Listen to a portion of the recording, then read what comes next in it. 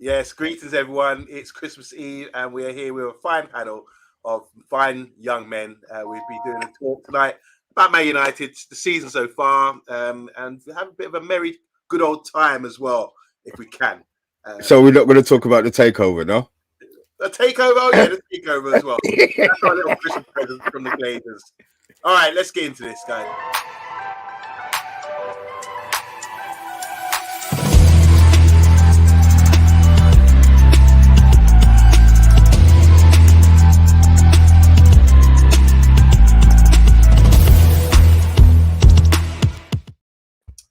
Greetings, everyone. It's Christmas Eve. Welcome. We decided to get together at 10 p.m. We're a bit merry. Well, I'm not. The other three are.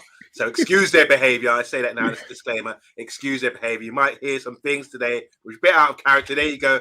But it is Christmas. It is Christmas. So we're here to enjoy ourselves. Big up bath time. You've been a bit naughty today, haven't you, in the supermarkets? Oh, what? You want me to say what I've been up to in the supermarket? Okay. So, just literally to entertain myself, because I'm obviously a very serious person, in like a Tesco, I picked up some mince pies and I changed it with a pen to say minge pie because I find that very funny. So thanks for that, Omondi. I was looking forward to a really serious show tonight. You brought the turn. Thankfully, it wasn't your supermarket, Andy. How you doing, bro? You just done a late shift, didn't you, last night? Yeah, I did a late shift. I didn't get up, so I got in at 6:15, and I slept right through till 2:30, and I thought I'd best drag my ass out of bed, and I had to get showered, get picked up about 5 o'clock, and drop off some last presents to my brother and that. And I was supposed to go out tonight, but oh man, that's what tomorrow's for, drinking. I can start tomorrow. My missus joins me. Then we've got 2 days of drinking. No football included in that. But we've got 2 days of drinking with my family, and I'm happy with that. Are we here to forget about the football at the moment? Because I saw you have a little rant today on Facebook about a few things, but we will get into that, I'm sure. But you're wearing your shirt, so that's a good sign. Yeah, well, the thing is, I couldn't watch the game. I had to drive to Chester, to Whitchurch, to drop off prezzies yesterday. And as I was coming back in the car, and I'm the guy with the sat nav, I'm getting notifications on my phone. West Ham scored twice in 10 minutes, and I can't scream and bawl because my missus is driving and I need to concentrate. You got to be driving safe. So I'm like that, and under my breath, I'm just like Muttley from Wacky Races. Shut up, fucking bastard. You know what I mean? So it's like that. Oh dear, Mr. B, you done the watch along. Have you recovered? I know you're having a little tipple today. You're smiling. That's a good thing. Good sign. I'm smiling because of my see-through Coke, mate. It's got nothing to do with. It's got nothing to do with United. Is that Tab Clear? Is that Tab Clear from the 80s? See-through Coke. That is the one. Tab Clear. Tab Clear. Yeah, that's the one. Very and well. One day, Dave broken me. I can really after that West Ham game. I'm not gonna say I don't care because that's gonna be a lie. I'm still rocking. I'm sorry, I'm still rocking the badge. So I'm not gonna say that, but they've broken me, man. And the fact that Ten Hag keeps doing the exact same thing that everybody apart from bath time wants him to do. And I'm broken. I'm broken. We know what it is. What, McTominay? Yes. Yes, bath time. Yeah. So, I want to back him. But if he keeps doing that specific decision, then my what's the word I'm looking for? My patience. My patience with his bullshitness is going to run out. Okay. All right, guys, in the comments, we're going to come to comments very soon, but I want you guys to get a feeling. What would you be asking Santa for tonight? You've only got a couple of hours left before he delivers, but what would you be asking? As all Man United fans, what would you want on your wish list for Christmas for Manchester United? It could be anything you want, or even for the Man United agenda. So I'm just going to go through a couple of comments. Big up to Vincent. He was first in the house saying, hi, guys. Unfortunately, 2023 being very bad year for us United fans. Lies about the sale of the club and our touting tickets and blaming us for false information printed by the club manager, players, no will. Oh, God, he's going on. It's a real rant here. You can read the rest there. He's hoping 2024 will be an improvement for the fans. And he's a proper fan, as we know, from Brummie all the way to Manchester for home games. Andrew Williams in the house saying Merry Christmas, Baileys and banter. I wish I had some Baileys. That'd be nice. Ed Mayhem, how you doing, sir? Jim Glazer, yeah, that's a big talking point today. Matthew Bassett in the house. How you doing, sir? Turkey kebabs, I imagine. He says, that was nice. Turkey kebab, though. You tried that. Cowboys Dolphins on the screen, lads. That's American football being played. Montreal in the house as well. How you doing? Long time no see. Ed Mayhem said we deserve better. We've got Ed Mayhem again saying, big up guys. Andy and Matt won't lie. I went for Xmas dinner with my friends Ifika, then went for a few pints as well. So he's going to be a little bit drunk. JR as well is in the house. How you doing, JR as well? Andrew Williams said, he survived JR. Bloody hell, that's pretty good. That happened to him all them years ago. It was Rasmus shooting at him. Yeah. you know. Yeah. Good one. Thank you. Andrew Williams is saying, I'm very surprised at the mix of reaction has been today. I don't think it's the best thing possible, but we're in a better position with SJR in control than we previously were. Anyone disagree? We're going to come on to that. A lot of talking points there. Andy Herbert, how you doing, man? Say, big up, lads, watching Die Hard. Is Die Hard a Christmas movie or not? It's got snow in it. Yeah, it's on Christmas Eve. It's in Nakatomi. Everyone's Christmas. Then the bad guys come in, and there's one man in one place makes a difference. Yippee-ki-yay, man. I love how you Did you say it's in Nakatomi? It's in Japan? Yeah. Nakatomi Towers. That's the name of the Nakatomi Towers. Okay, that's what I was going to say. Yeah, it wasn't set in Japan. Wasn't it? Like Godzilla. It was set in LA. It was set in LA. It was LA, yes. So do we all agree the first one is the best? That's the one we talk about when we refer to a Christmas movie. Yeah, what the hell am I doing drinking in LA? That's what they said on set, wasn't it? I like the second one more. I can't. What the villain in the first one where he falls off? Hans Gruber. Yes, Hans I thought he was perfect. Perfect. The second one was in the airport. They take over a church and they just start like crashing planes and stuff. My memory is so shit. I know I've seen it and I have no idea what the hell you're talking about.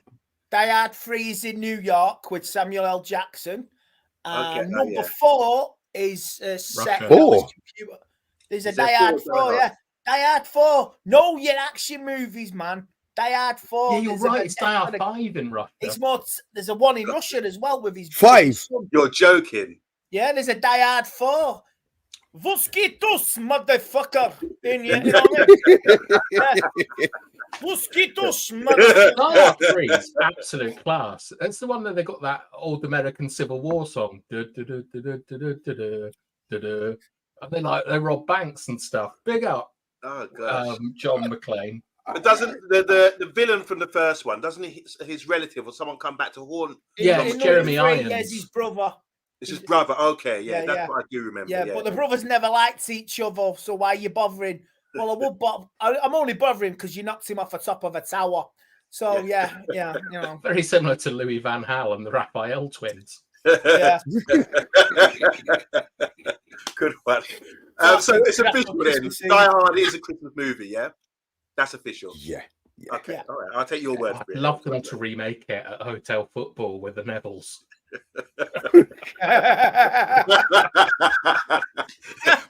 Andy Tate.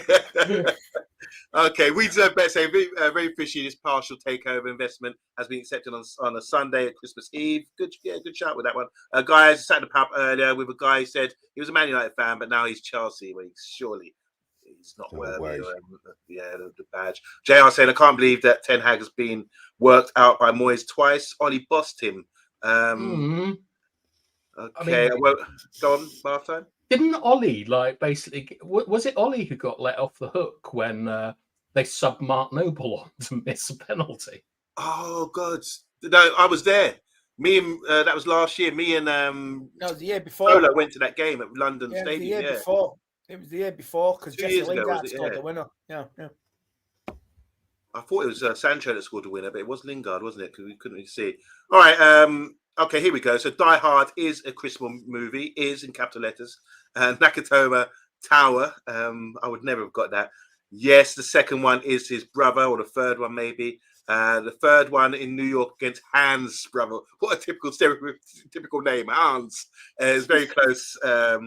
Second best in the series. I prefer the first one, to be honest. Jeremy Irons, great actor for sure. They killed it with the newer ones. Brand Van and the 3000. Do you know what connection Anana has to Jeremy Irons, who played Thingy's brother in Die Hard 3? Wow. No, connect the dots to me, please. None of them have hands.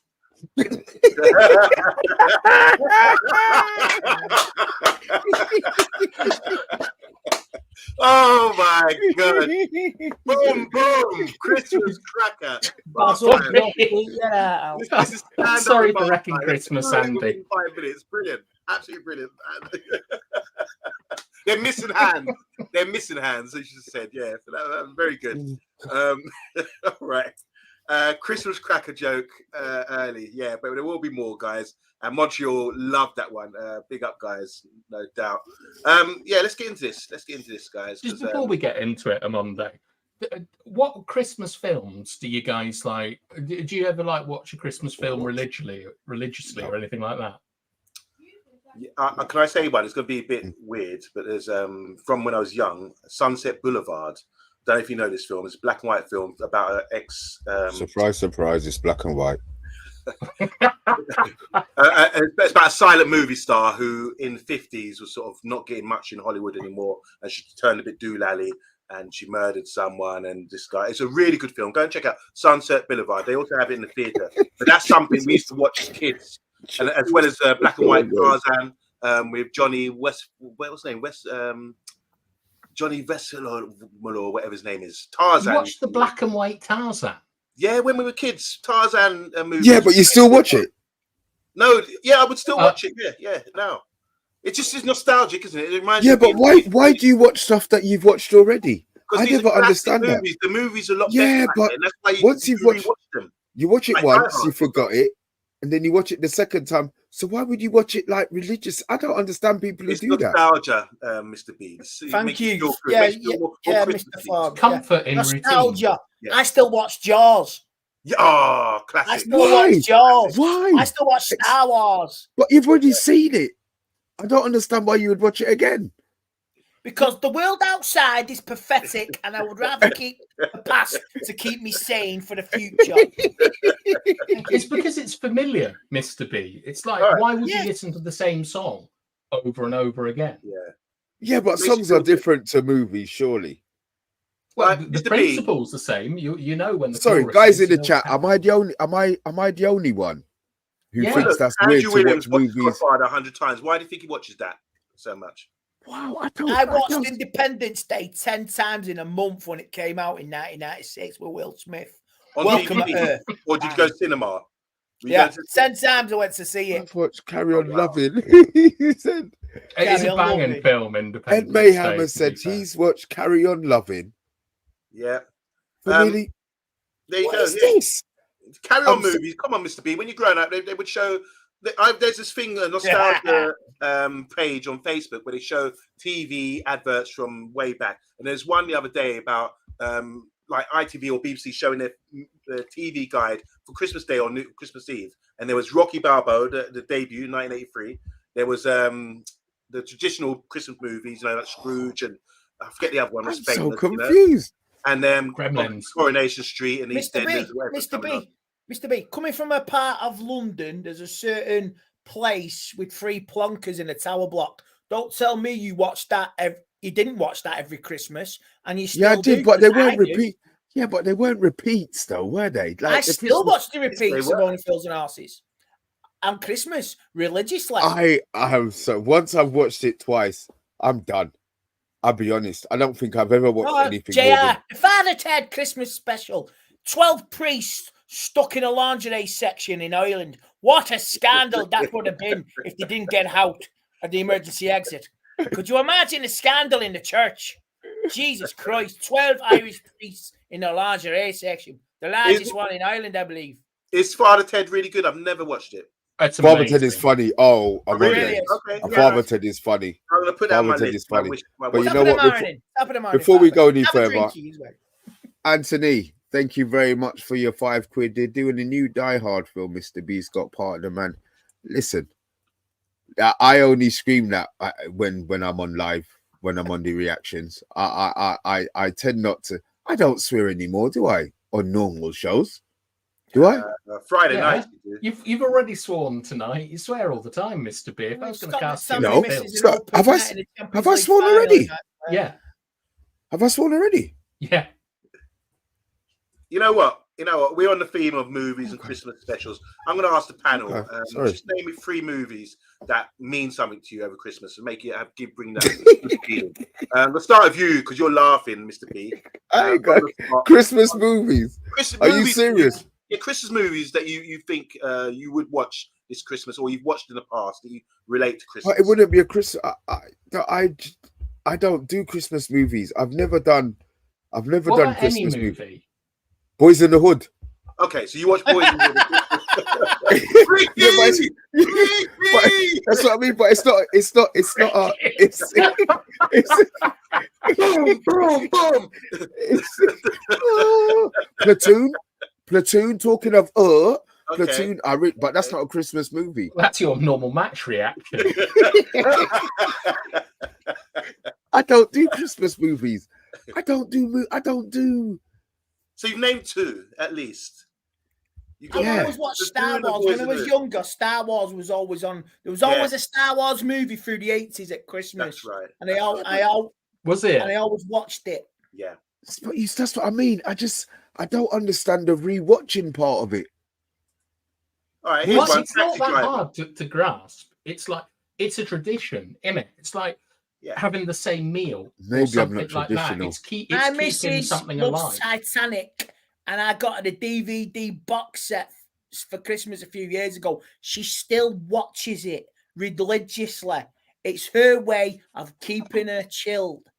Okay, everyone's got a switch off switch. Yeah, and that is hers. Yeah, do you know what? Yeah, my switch off switch ain't bloody DVDs. I'll tell you. That's probably switch off. That's probably I know it's that crystal clear Coca-Cola, isn't it? You know what I mean? All right, so Mr. B, you got one more to name before I come to the other guys. Oh God.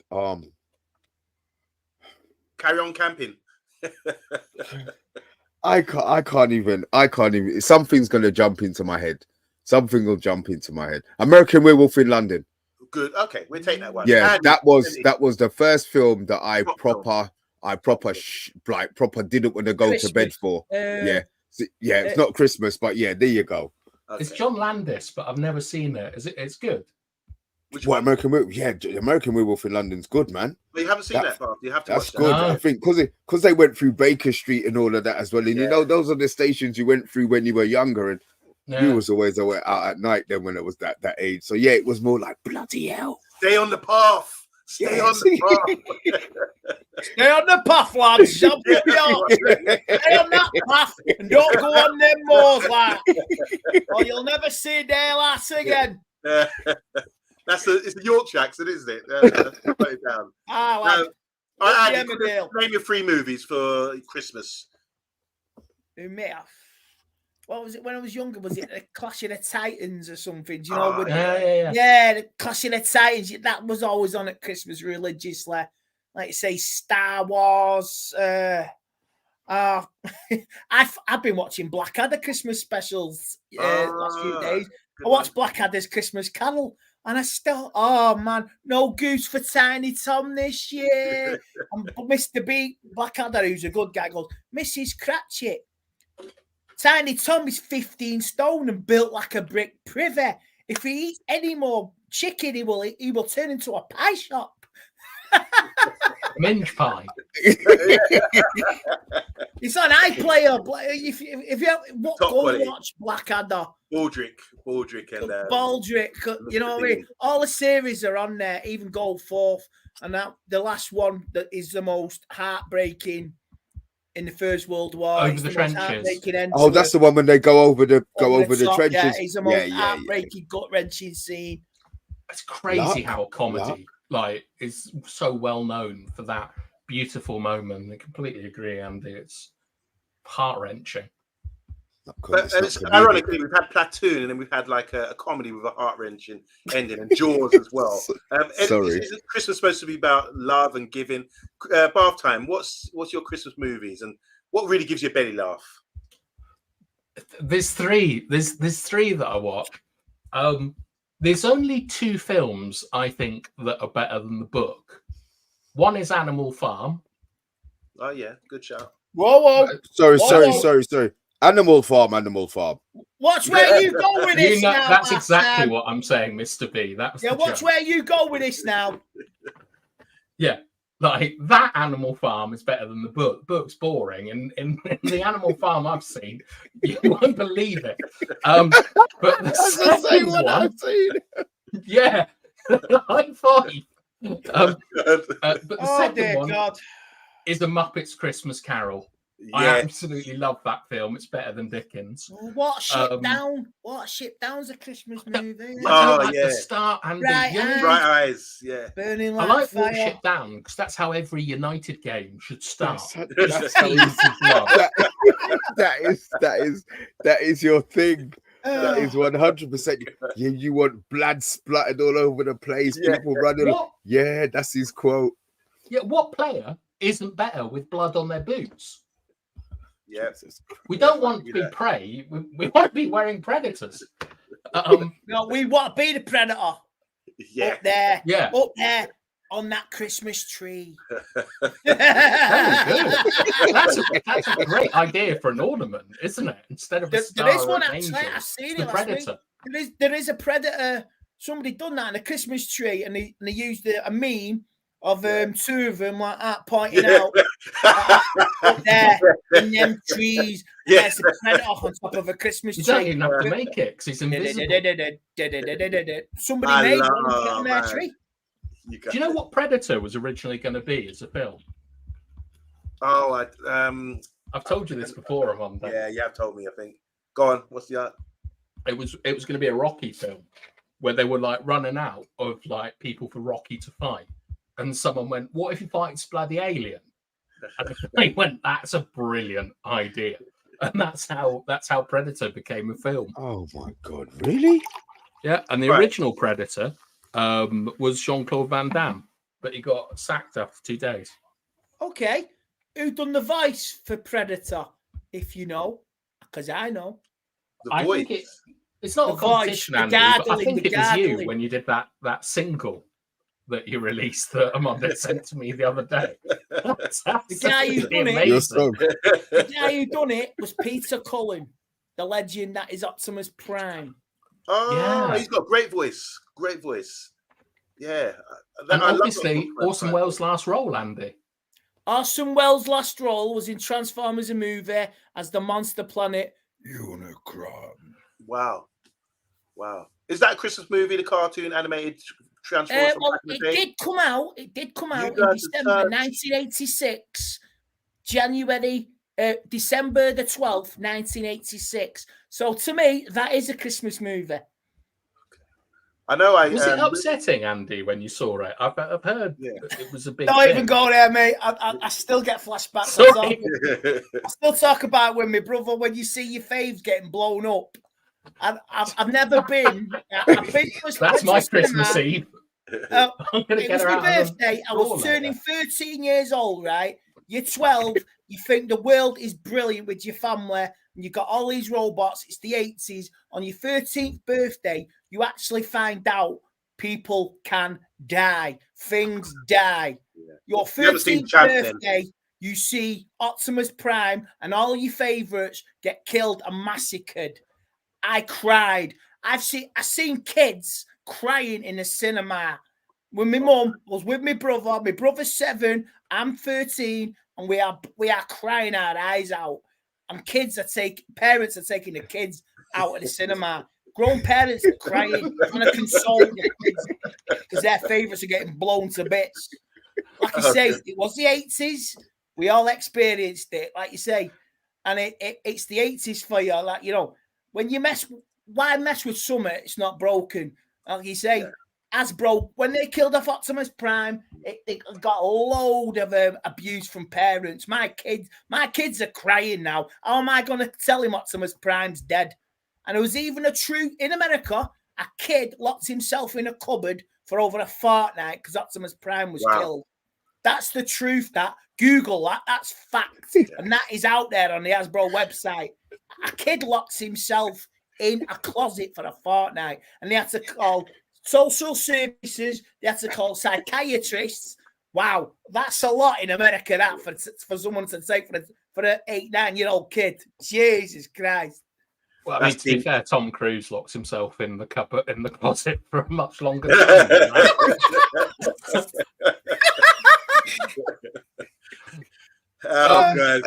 Allegedly. Yeah. Optimus Crime says here. Andrew Williams saying here, watched it from start to finish a few weeks ago for the first time. Really moved me. Much better than I expected. Impressive. Your Tate's knowledge, says Jale as well. Jale is also saying here to think the voice of Optimus Prime is the droid that made the sounds of the Predator. I didn't know that. I'm learning something every day. And he did a lot of things, mate. He was Eeyore in Winnie the Pooh. He was Venger in Dungeons and Dragons in the 80s. He was Car in Knight Rider.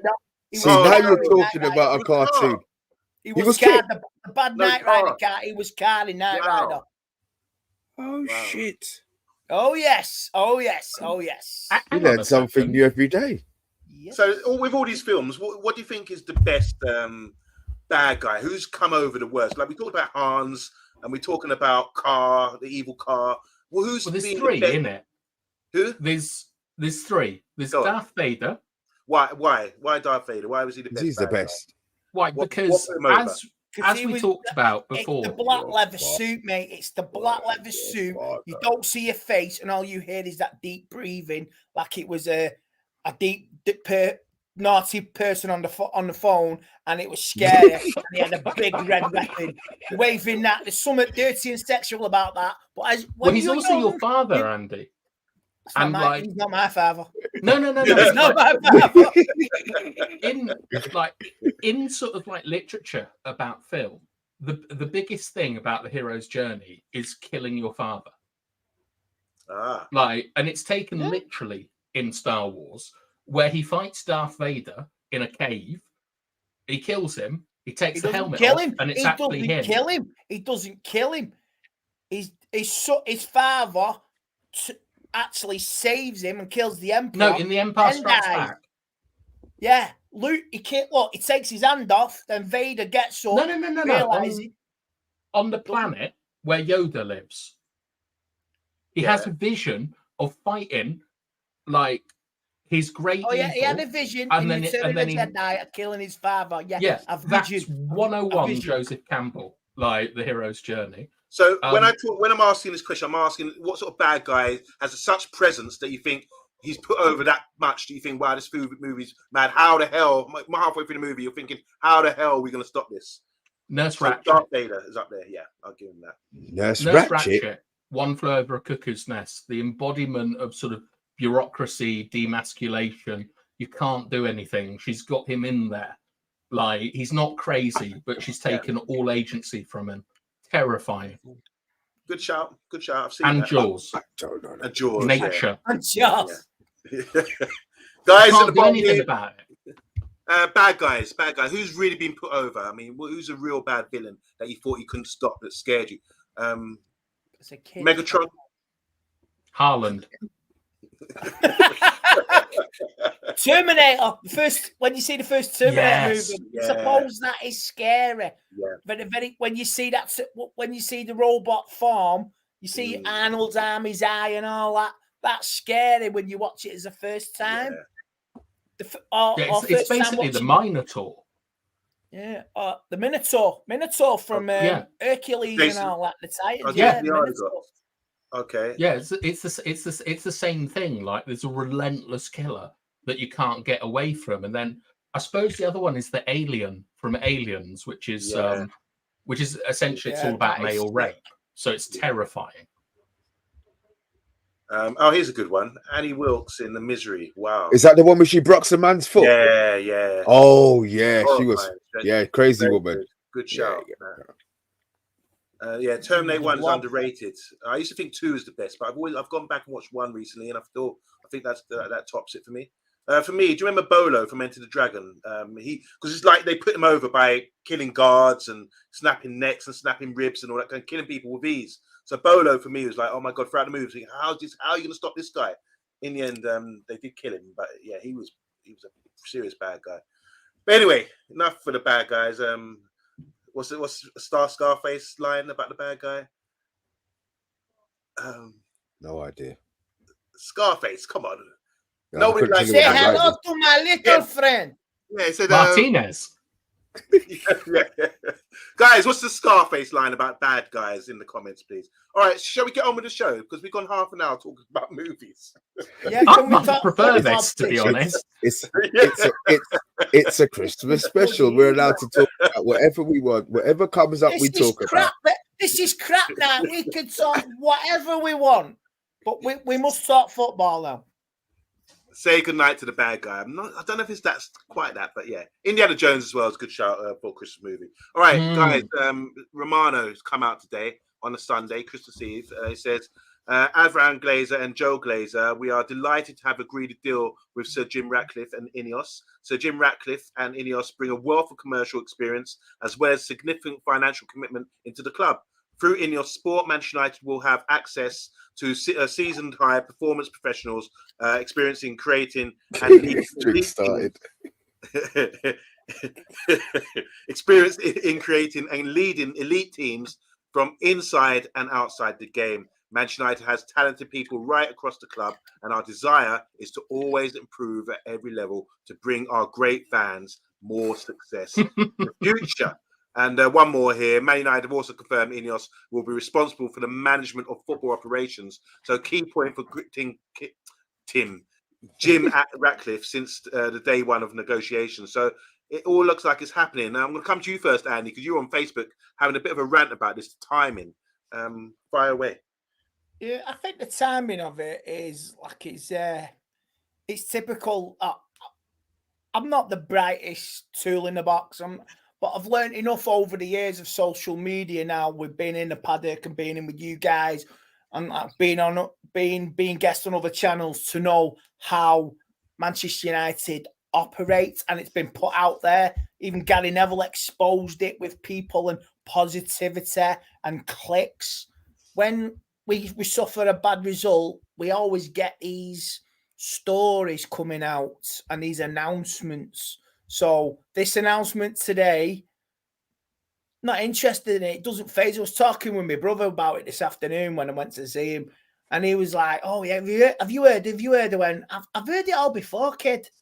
You know what I mean?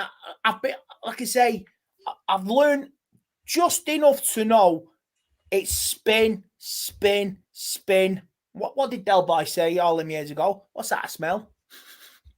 Bullshit, innit? It's bullshit, as Del Boy would say to Mickey Pace. So, yeah, I've learned enough over the years, man. When you get a bad result, it's like, oh, man, we've got to keep this spinning. It, you know, all Man United fans are down Christmas Eve because when I was a kid, we were top of the league going into Christmas. Oh, you're bouncing with Fergie, aren't we? We're top of the league. We're doing well. We've just smashed somebody 5-0. It's a good Christmas. So this doesn't surprise me now, the way we are feeling at the moment.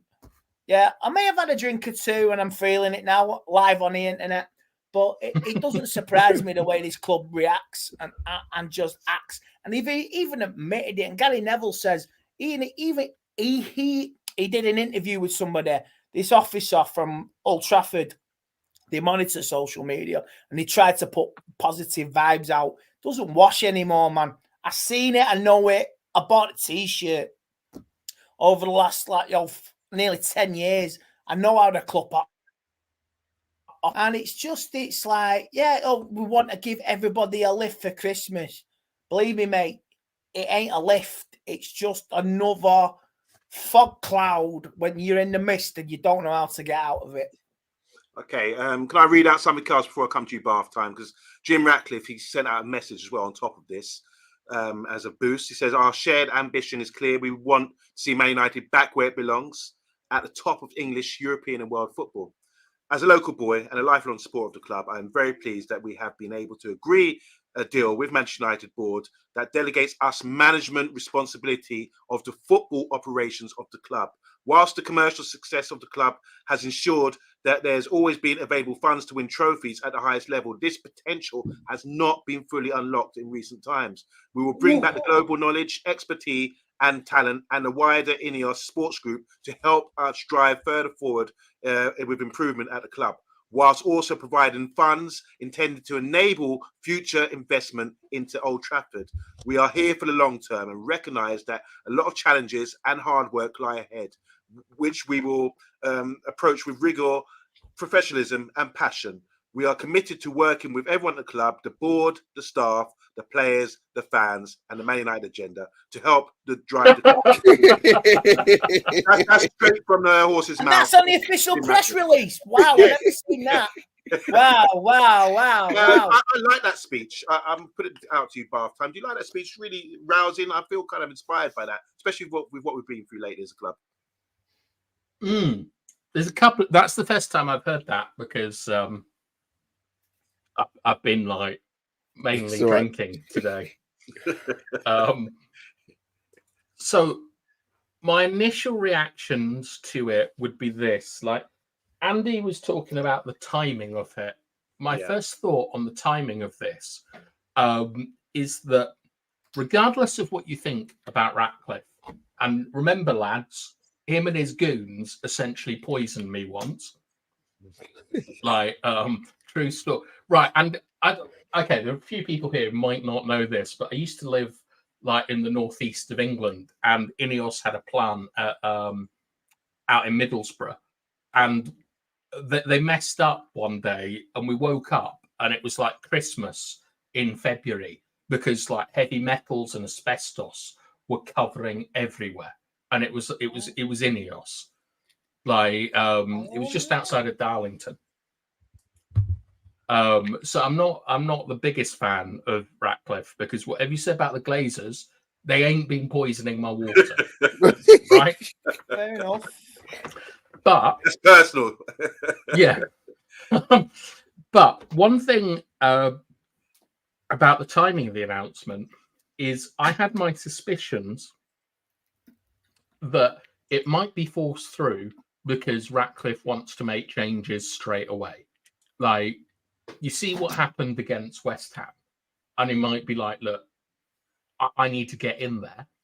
And I find it very, very telling that there is some implicit criticism of the Glazers, which I would not expect from a press release with your working partners. Yes, Mr. B, about what did you think it was? I was, they normally go hand in hand and say nice things about each other. That was like a dig at, you've had the club for this amount of time, and they've dropped off. I was really surprised that it came. I'm glad it's come out, but does that mean it's open warfare now with what they've said? Specific bit that made you think that? Returning them to being the glory, whatever about the European being world and the best team in the world, blah blah blah blah blah. That part of it. It was the money, because it serves two things. It said, like, Omondi, if you read it again, it says something like, I'll paraphrase it: we spent loads of money, but we haven't got to the top of the European table. Whilst the commercial success of the club has ensured that we've always been available, had available funds to win trophies at the highest level, this potential has not been fully unlocked in recent times. That's the dig, I imagine. No, well, all right. So it's both a compliment and a dig, where they're in charge of commercial stuff now, and he says there that despite the commercial performance, which is what is their domain in the future, being amazing, the footballing performance has fallen despite the money that's been spent. So he's saying two things there. He's saying the Glazers have spent money, which is true, but it hasn't worked out because of Woodward Murtaugh and the rest of them. Not direct criticism of the Glazers, but he's saying that like their appointments, ironically, of Woodward and Murtaugh have propelled the club to commercial success. So it's kind of a slap and a cuddle at the same time, and he's here to do it. And what you have to remember about the Glazers is that we always sort of say that they came in and they took the club on debt and all this sort of stuff. They didn't. It was their father that did. Like, and whilst we demonize them and stuff like that, you kind of like, on a personal level, I would suspect that the Glazers, despite all the nonsense that they've done, taking money out of the club, like not putting money in and stuff like that, it's one of the last things that their father ever did. And they probably want the best for their club. And for us, I've seen like Andrew in the comments very sensibly saying civil war is a possibility, which we've discussed before due to like end game theory, where if you have like, it's true, it's game theory, Omondi. It's an established science. Mutiny within the ranks. That's the best way of putting it. Yeah, like I often forget what the name of the ship in Mutiny on the Bounty is called. If anyone in the comments can tell me. Not me, boy. But you don't know the name of the ship in the film Mutiny on the Bounty? I've heard the film. I have no idea what you're talking about, but I should have just kept my mouth shut. Let's keep talking. Yes, treacherous. It's called the Bounty. Yes, I'll stab you in the back. But the point that I was making is that for now, my hope is that Jim Glazer is a kind of almost a father figure. Sorry, Jim Ratcliffe is almost like the sort of the father figure to the Glazers, someone who's decisive, who takes decisions, who offers leadership. Because I feel that from everything we hear from the Glazers, they lack a natural leader now their father has gone. Andy, you disagree? No, this is a dysfunctional family. This is, I think, maybe Jim Ratcliffe. Like I say, he is coming to assert some authority, and maybe, like I say, I'm not his biggest fan, but maybe he has to play dirty and play him at their own game. Wolf of Wall Street, Wolf of Wall Street. Is any of this legal? And if he screws the Glazers over, they start crying. Absolutely not. It's not legal. But I'll do what if he's doing this for the good of Manchester United to get them screwed over. I'm all for it. So yeah, do you think they could be screwing him over? Do you think they could be screwing him over? You could be screwing each other over for all I care, but that's what they're doing. They're screwing each other now. Basically, they're screwing each other now. How are they screwing each other? What do you mean? Like, how are they screwing each other? They're looking to shaft each other at the first slightest possibility to gain an upper hand over each other. That's what they're trying to do. That's how the business world works. You give an inch, they'll take a mile. Well, I love getting inches, but who do you think in the long run would win that fight?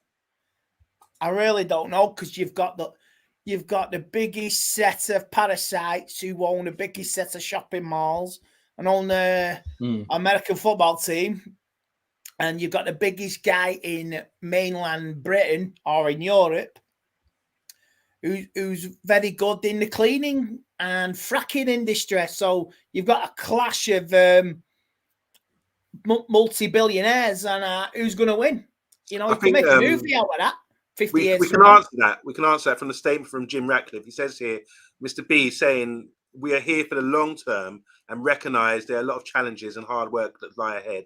We would approach this with rigor, professionalism and passion. So he's saying in his statement, which has been released, that he's here for the long term. This is not... So if you're talking about who's winning, it's a partnership, surely. Yeah, but it's I don't see it. It will end. I think... If say he's here for the long term, says nothing about the Glazers being here for the long term.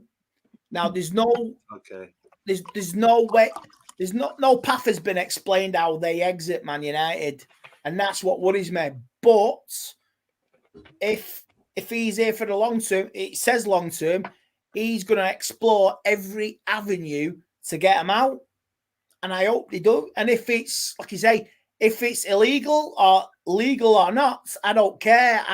If they get done over and shafted like in was it Trading Places? The way they get shafted, I'm all for it. Orange Features. Yeah. Do it Trading Places style. Yeah. We all know how it pans out, you know. And the bet is one American. $1. I'll buy that for $1. RoboCop mixing films up there. It's Winthrop, isn't it? Winthrop and the two guys like Muppets. Trading Places, yeah. Trading Places. Winthrop and someone else. Yeah. Top film there. We referenced Wall Street as well. Sorry, go ahead.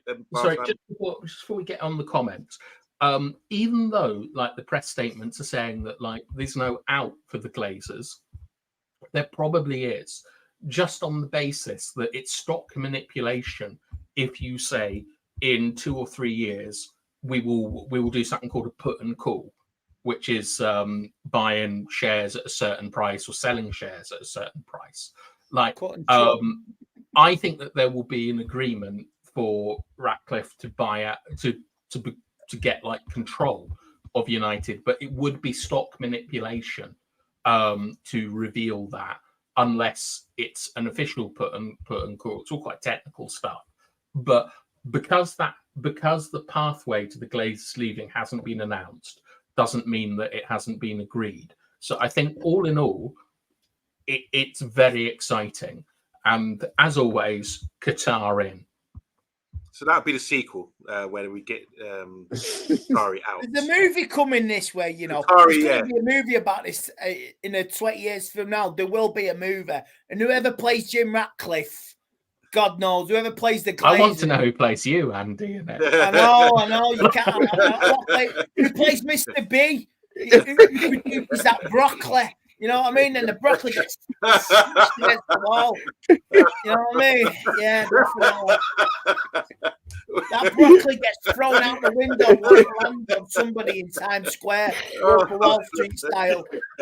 Sort of like the beginning of like 2001: A Space Odyssey, where the bone turns into a satellite. Just Mr. B winning some broccoli. You lot are dickheads, I swear. I think we're the only two. We're drunk. Me and Mr. B are drunk, and we're bloody perfectly sane. You screw up there on my monitor, sound drunk. Oh Lord, Jesus Christ! Jeff's in the house. He's saying, "Jeff, welcome back, man. Jeff's had an MRI scan, CT next Saturday, to see if he's got 2 torn ligaments in his right ankle. I'm not laughing. All the best. Hope you get well soon. That will be the end of refereeing. Oh dear, I can get back to an opinionated arse. Oh, good. That means you can come back on the channel and talk. No, good. Like, no, mate. No. Always have hope. You can always, as long as you rest and recuperate, your body can heal. Never give up. Never give up, mate. On that, never give up. You can referee again. My dog. Pistorius. My dog damaged his leg the other day and has dogs. My dog has to have an MRI scan, but CAT scan. The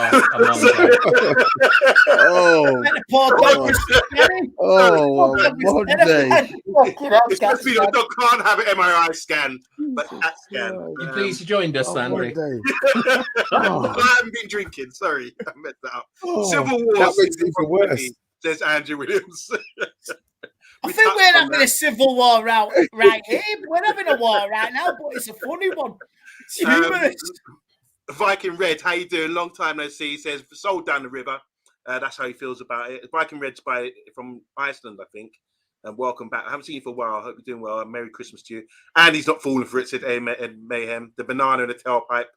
I probably will fall for it if I stand up and I fall on the floor. I probably will fall for it, yeah. By the end of the show, yeah. Someone see him to bed. We Deserve Better says he's criticising their business acumen. That's from We Deserve Better. We've got Ed Mayhem again saying they've not spent on what the manager wants. That's Ed Mayhem. You go on. Very true. You agree with that. Smash a like. Big up to MUFC Realist TV. Go and subscribe to their channel.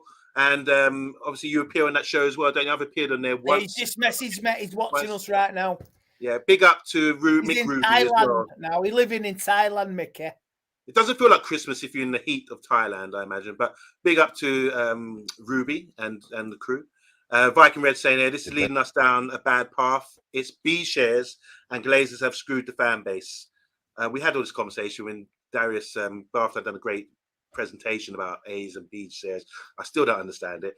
Jeff saying here, the article said Trawlers Limited is solely owned by Jim Ratcliffe and that he will appoint the Ineos folk as his board reps to the PLC and to the board with football in control structured by Ineos Sports. Ed Mayhem saying here, so bath time, Glazers are the daddies who are giving the grandkids pocket money. Mm-hmm. The announcement says we deserve better, says that he acquired 25% of the Class B shares and has put in a tender of up to 25% of the Class A shares, 25% of all the shares in total, if that makes sense to anyone, not me. 25% of each, so doesn't that make 50%? No. That makes 50%. Even though it's two sets of shares, it's 50%. So how does that work? So the Glazers, I believe, own 69% of the Class B shares, which are the voting shares. Okay. And the 25% of the Class A shares are like available to everyone. And I'm very impressed by We Deserve Better because he said he's put in a tender, which is an initial public offering, saying that he will basically buy shares at a certain At 30, price. I think it's $33. They're saying he's told him he's going to buy the shares at $33. Are they Yeah. They were trading about 19 the other day. Yeah, so I think they're offering them a lot more than they're worth to make sure that they get the sale in it. Is it possible? Is it possible, Jim Ratcliffe? I doubt it, Andy. But let's see. No, listen. Hear me out. Hear me out.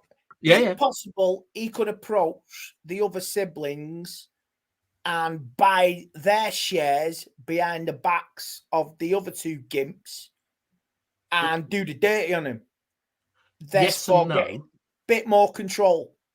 Yes and no. He could approach them and agree, but to without buy them knowing. No, because there's something called the Securities and Exchange Commission of America. I can't remember off the top of my head. Nothing's legal anymore, mate. We all know how the business way works, mate. We know, you know what I mean? If anything can be done in this world, we know it can.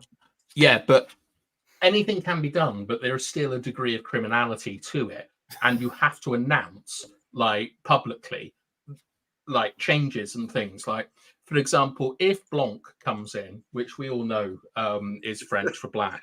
Les Blanc, man. I will sell Manchester United for a shitload of French pound. Yeah, but you said it that's what it is, isn't it? Out that's what Blanc is. I will sell Manchester United for all this and a shitload of French pound. And I will get Man United back on top. Sacre bleu. Why French porn? Yeah. Because it's the best. Is I've it? been watching Blackadder.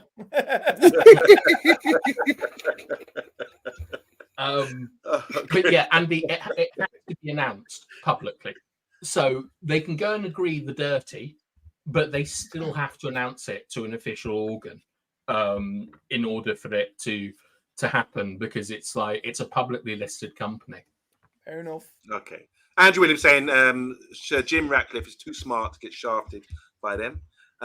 Giley saying Sir Jim's shares are turning into Class B. If he wants to mess with the Glazers, he has to buy out the rest of the Class A shares.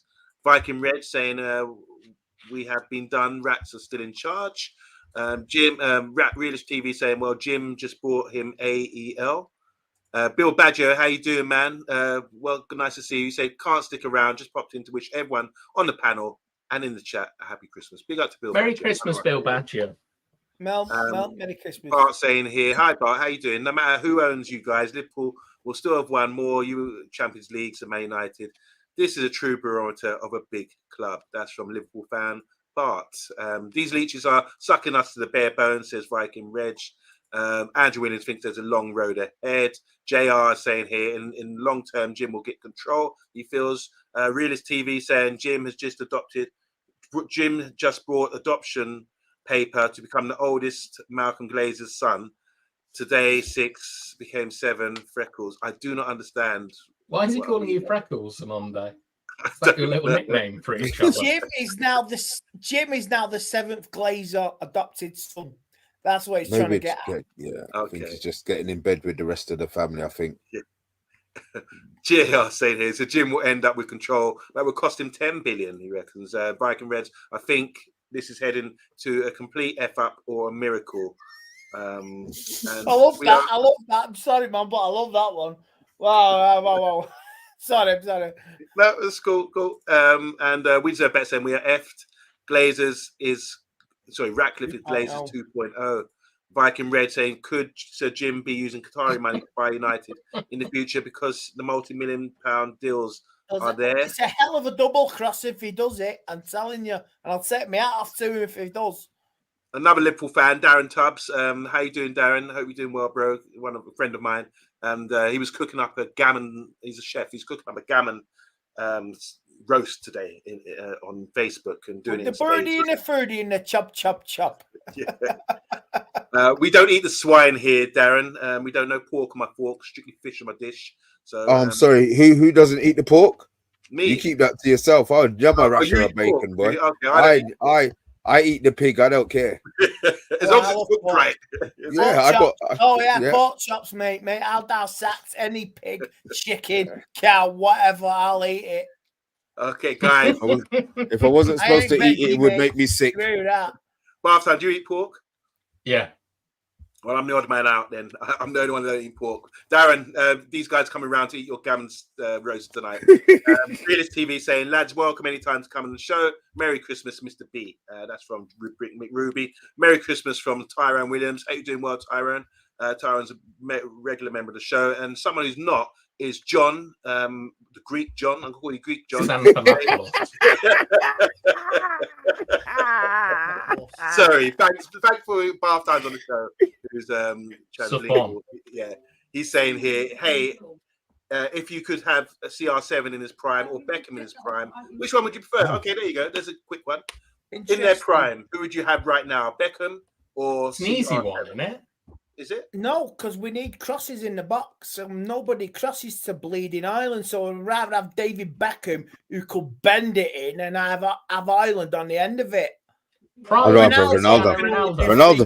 used to make his own goals, man. He used to run past 5 players and score. He didn't need nobody to pass to him. He scored 40 goals. It's Christmas time. You need to give. Beckham can give. Beckham can bend it into the box. Easter is for crosses. Cross it. This is a Christmas message to the Man United players against Villa. Cross the fucking ball. Jesus Christ. You may get some surprises on Christmas. Is it even close between Beckham and Ronaldo in their prime? I'm taking Ronaldo. Ronaldo's the ultimate pro. But cross-wise, Beckham is the greatest goal scorer in recorded football history.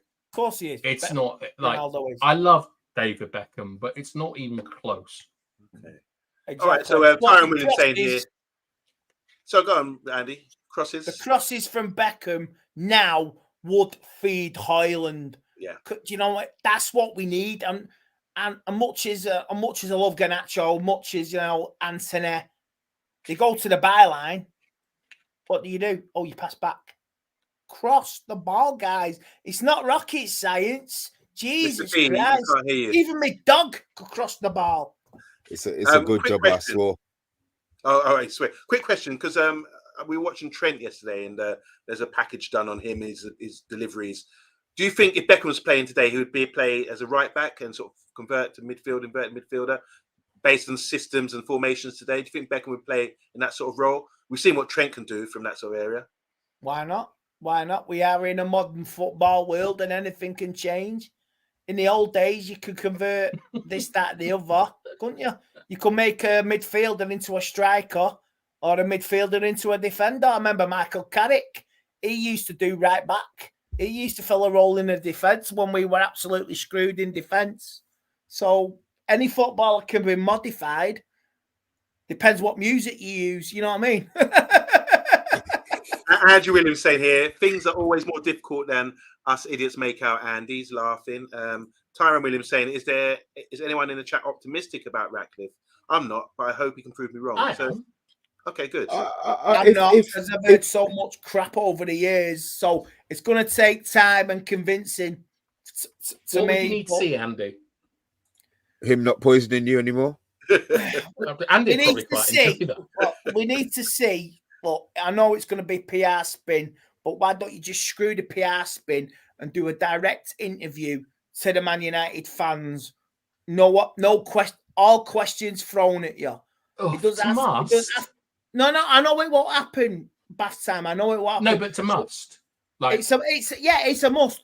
No, must. Manchester United Supporters Trust. No, Sky. It can't be through them. I'm not having that. It can't be through these self-entitled fans who have got yes, Andy. Bullshit. Yes. It needs to be directed at every Man United fan, even the fans who can't attend, even the fans on the other end of the planet. They'll do it on the MUTV channel so everybody subscribes. Even the Eskimo Man United fan who lives on the border. I've been called Inuits. Inuits. But who like what? How does he like? What mechanism does he use to do that? If he talks to Sky, or do you want like Gary Neville? Do you want an overlap? Like, how would you like to see Ratcliffe come in and alleviate your fears? Gary Neville is a possibility. You could have a random. I know it's that you could have a random TV fan channel approach a fan channel. Yeah, you could have approached a fan channel. It don't have to be the ultimate one with a certain guy with glasses who never attends Old Trafford. But you could approach a fan channel or two, and there's a few decent ones out there. You could do that. And give them access and do an interview, But what's your number one choice, though? Oh, Man United agenda. You got to approach them. You got to approach the Man United agenda. But like you say, if you want to, you say Man United agenda first, but you got to approach me boys on the paddock as well. You know what I mean? Yeah. I would watch it. I would not interview Jim Ratcliffe. I would not, because you know what? It'll be. You need a bleep machine. It'll be like, yeah. But why though? But maybe what would you say? But maybe it'd be better for you to interview him. Maybe it would be better to get an interview from somebody who's not going to be being wordy and not have, because right now you're negative. He needs to convince you. You know what? I'm not from the business world, Mr. Jim Ratcliffe.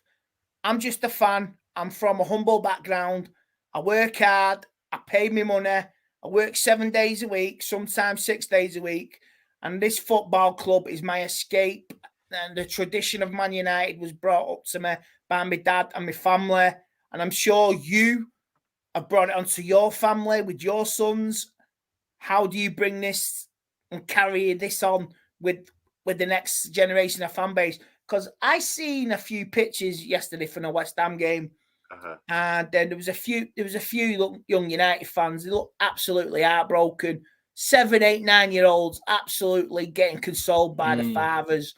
And it's not nice, because I remember when Man City got relegated, there was a fan, and to be fair, he was a grown man, but he was cancelled. He was crying his eyes out because he just got relegated to Division 2. Like Transformers. And Manchester City board used that picture to like say this, and they used that picture in the media. This can't happen again. And then they got relegated to the 3rd division. And they were relegated. But they may get relegated again. But they used that as inspiration to prove them and to get them out of that Division 2 for the following season. That was their lowest point going into Division 2. So this can't go on. They have to approach Sir Jim.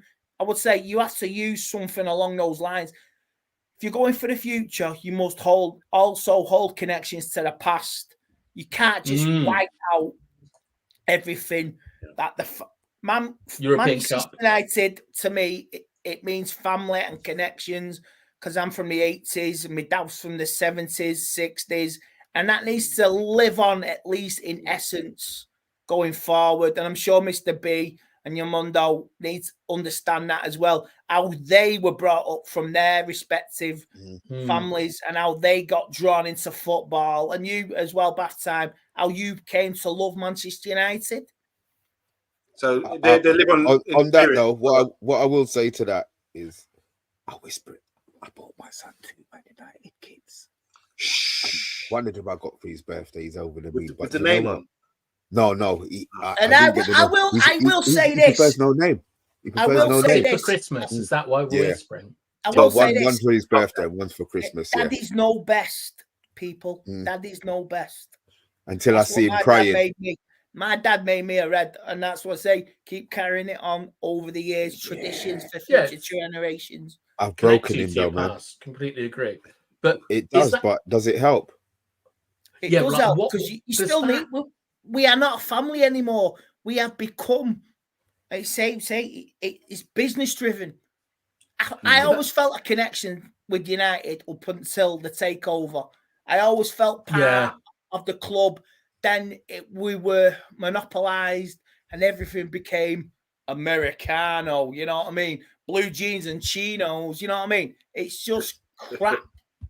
But I mean, like, Andy, do you have mates that went to support like I can't remember do you remember when Must were called like against Murdoch, like shareholders against Murdoch? There was a guy called Andy Walsh at the time, and I do remember when the Glazers, when Sky and B Sky B tried to ban Man United, they had this big meeting at the Bridgewater Hall in Manchester, and Andy Walsh was leader, I think, of a United fan club or something. It could have been Must back then, and it was United shareholders against Sky. United shareholders, and it was he was like the leader of it. And it seems to me now, over the last 20 years or the last 10 years, the Man United fan clubs are just happy to be on the board and just they get asked about their opinion. They won't give their opinion, and that's what it needs to change. And it's just gut-wrenching to see. So, Andy, do you think, like, with Ratcliffe coming in, that like organs like Must have to be dismantled? Like they wield too much. They wield too much power with like. You can't be a suck up. Mafia. You can't be a suck up. You can't be a brown nose. Brown nose trousers time. You can't just suck up to the board. It needs to be open and fair. And maybe just give the fan channels some more communication, you know what I mean? And approach the fan channels more. Say, don't approach me because I won't know what to do. Man United will be broke within 2 minutes if they approach me. but you need more communication and going forward, and it's just not on. And like you say, most clubs treat their fans rightly and equally. Even Man City, Liverpool, they know what the fans have gone through and mean, and they know what they mean. Man United fans, we have become just irrelevant we're just a customer, and we don't feel part of the family and the fan base anymore. What they did for TRA this season. Unfortunately, guys, we on the Man United agenda, we do value our comments, and that's why we're going to go back to them now. Before we start drifting away, because loads of them are coming in. Let's touch on this. Jeff saying here, correct, you cannot manipulate the stock market, which is why the share price is set and capped at $33 a share. So he can't drive it up, but it's good for the rest of us. So I'm just going to go through. We deserve better. Andy think a quarter of one fish and a quarter of another fish is half from 2 fishes, which is still 25%. Niall Quinn says, big up guys, Merry Christmas. How you doing, Niall? He wasn't saying freckles, saying fracking. Now we asked about Ronnie and Beckham. Andrew Williams saying they're both saying Ronnie. CR7 means Ronnie. Andrew Williams saying here, Bart, they had their own TV dildo. Says Jale, if we can get someone with Beckham's feet, Haaland will have 20 goals by now. That's what Andrew is trying to say. Big up Omar. How you doing, Omar? Mumtaz. He says, no put and call clause in the deal, meaning the Glazers are not obliged to sell in the future. Valencia had a good cross on him, says Viking Red. I've stolen Tate's brain today. We are saying the same thing. So Jale and Tate are on the same page. I've got a brain after drinking all that vodka, I'm telling you. Montreal is saying here, Beckham across the ball, bend the free kicks, made around the striker look like a world beater, and so on. Tyrone Williams saying here, must not speak to United fans. I haven't got respect for them. They serve no Bang purpose. on the money, that, mate. Bang on the money. Big T saying here, if Jim improves infrastructure and gets us winning on the pitch and competing at the top regularly, a large portion of the fan base won't care who the owners are. Mitchell is among the best in the class, says Jaylee again. Montreal saying here, it should be a massive question and answer like those at the end of the year press conferences, like Vladimir Putin. Not a fan of his. So, the difference with Putin is that the questions to Sir Jim Ratcliffe would not be vetted. So that's the direction they want to go. I love he puts not a fan of him. Jose Mourinho. I interviewed Jose Mourinho for BT Sport, and they vetted everything for the commercial. All the questions have to be vetted. No way. You know what I mean? Absolutely. What was he like, Andy? He was so approachable. Nice? He was great, and he was dead chuffer. He was dead boisterous and great guy. Like you say, like everything has to be vetted because it's commercialism, TV. Oh, you can't say that. You can't say everything was scripted. I'll say that now for that commercial. Everything. There was a list of questions. What's your favorite coronation? What's your favorite TV? EastEnders or Corrie? It had to be Coronation Street, not EastEnders. Everything, it's just scripted now. Everything is scripted in the world of sports. So it's just like you say. He was a great guy, and at the end, it's just like I see that now. Mourinho was right about everything over the last few years, and he was bang on the money. And it's just a shame he could have still been our manager after the last couple of managers we've gone through. Even the football. Well, I don't know, mate. Maybe he had the crap what he had to deal with. Finishing second was his greatest achievement, but maybe they didn't give him what he wanted. He wanted players, and here's Diego Dalot, here's Ryan Grant, and here's this, that, and the other. Maybe winning the FA Cup, it might have been different in 2018. So, you know what I mean? If he'd have won that FA Cup, he might have got the access to the riches. We might not match the bitch fest we had the following season. Viking Red saying, serious question. I think he understands that his father was a local man, so I'm giving him a chance. That's what I would ask him. Tyrone is saying, good footballing people can make United competitive again. We don't need oil money, but Ratcliffe has to improve things fast. We've been waiting far too long for the club to get its act together. Jaylee saying here, I'm not sure if Ratcliffe will sack Erik ten Hag, but he will change his role at the club to do what he's good at, and that's coaching probably. Erik ten Hag can be doing too much, and that's why we are very poor at the moment. I want to say hi. This is why I wanted to come down. Big up to Bogner. How you doing, Bogner? I went to Bogner. There's a Pontins down there years ago. Erik ten Hag will be at most assistant coach after Jim arrives. Why is Jim going to be manager? Assistant coach? Why would he be relegated to assistant coach? Head coach. So Jim is ruthless again, said Bogner. He will savage Erik ten Hag and throw him to the wolves. And we'd better saying, I wonder how long before we have a drug scandal at our club. Again, I'm drug scandal. There's plenty of drug scandal out there, but it won't be involving United because we've got self-demotivating drugs. We haven't got self-enhancing. Believe me. Yeah, them boys are not anything. Self-enhancing drugs. Fucking hell. We'll make a fucking it's the other way round. I'd love to know what Anthony's on. But they're all on kit. What's that stuff when you go into prison to stop your fucking Spice. That's what we're giving United. The only one who would have been on kit. Your urges. That's what they give. When you get urges, we got to drink this. This will simmer down your fucking urges. This is what the players are fucking drinking. All right, guys, we've come to the end of the comments as well. Anything else on this takeover? I mean, is that a good Christmas present that we all wanted? Is it uplifted us, made us forget about the West Ham result? Does that mean we're going to start? Oh, yeah, sorry, I will read. I heard, let's talk about this, guys. I've heard that Man United definitely going to be buying a striker and possibly a centre-back in January transfer window. It was official that we will be making signings. Now, I don't like to talk too much about who or whatever, but isn't that a good thing that we'd be getting a striker? The three names mentioned were the guy from Stuttgart. We were talking about Werner, who used to play for Chelsea, and there was another guy I can't recall, but maybe Tyrone Williams will help me out as well. We Deserve Better says, "Where's the quiz?" You ask us questions, guys. I put it to the panel. We Deserve Better. Ask us a question. I put it to the panel, and they cross our fingers so they can't Google, apart from bath time. Mondo, didn't John Murter say at the release on there was a staff forum, a fan forum on December 13th? We will be making no signings in January. Wasn't that? And that was released. That was like just last week. I read that, and he didn't say that. What he said was, like I think I've got this right, but what he said is that they got really pressed by the guys there. They were saying like, why Anthony?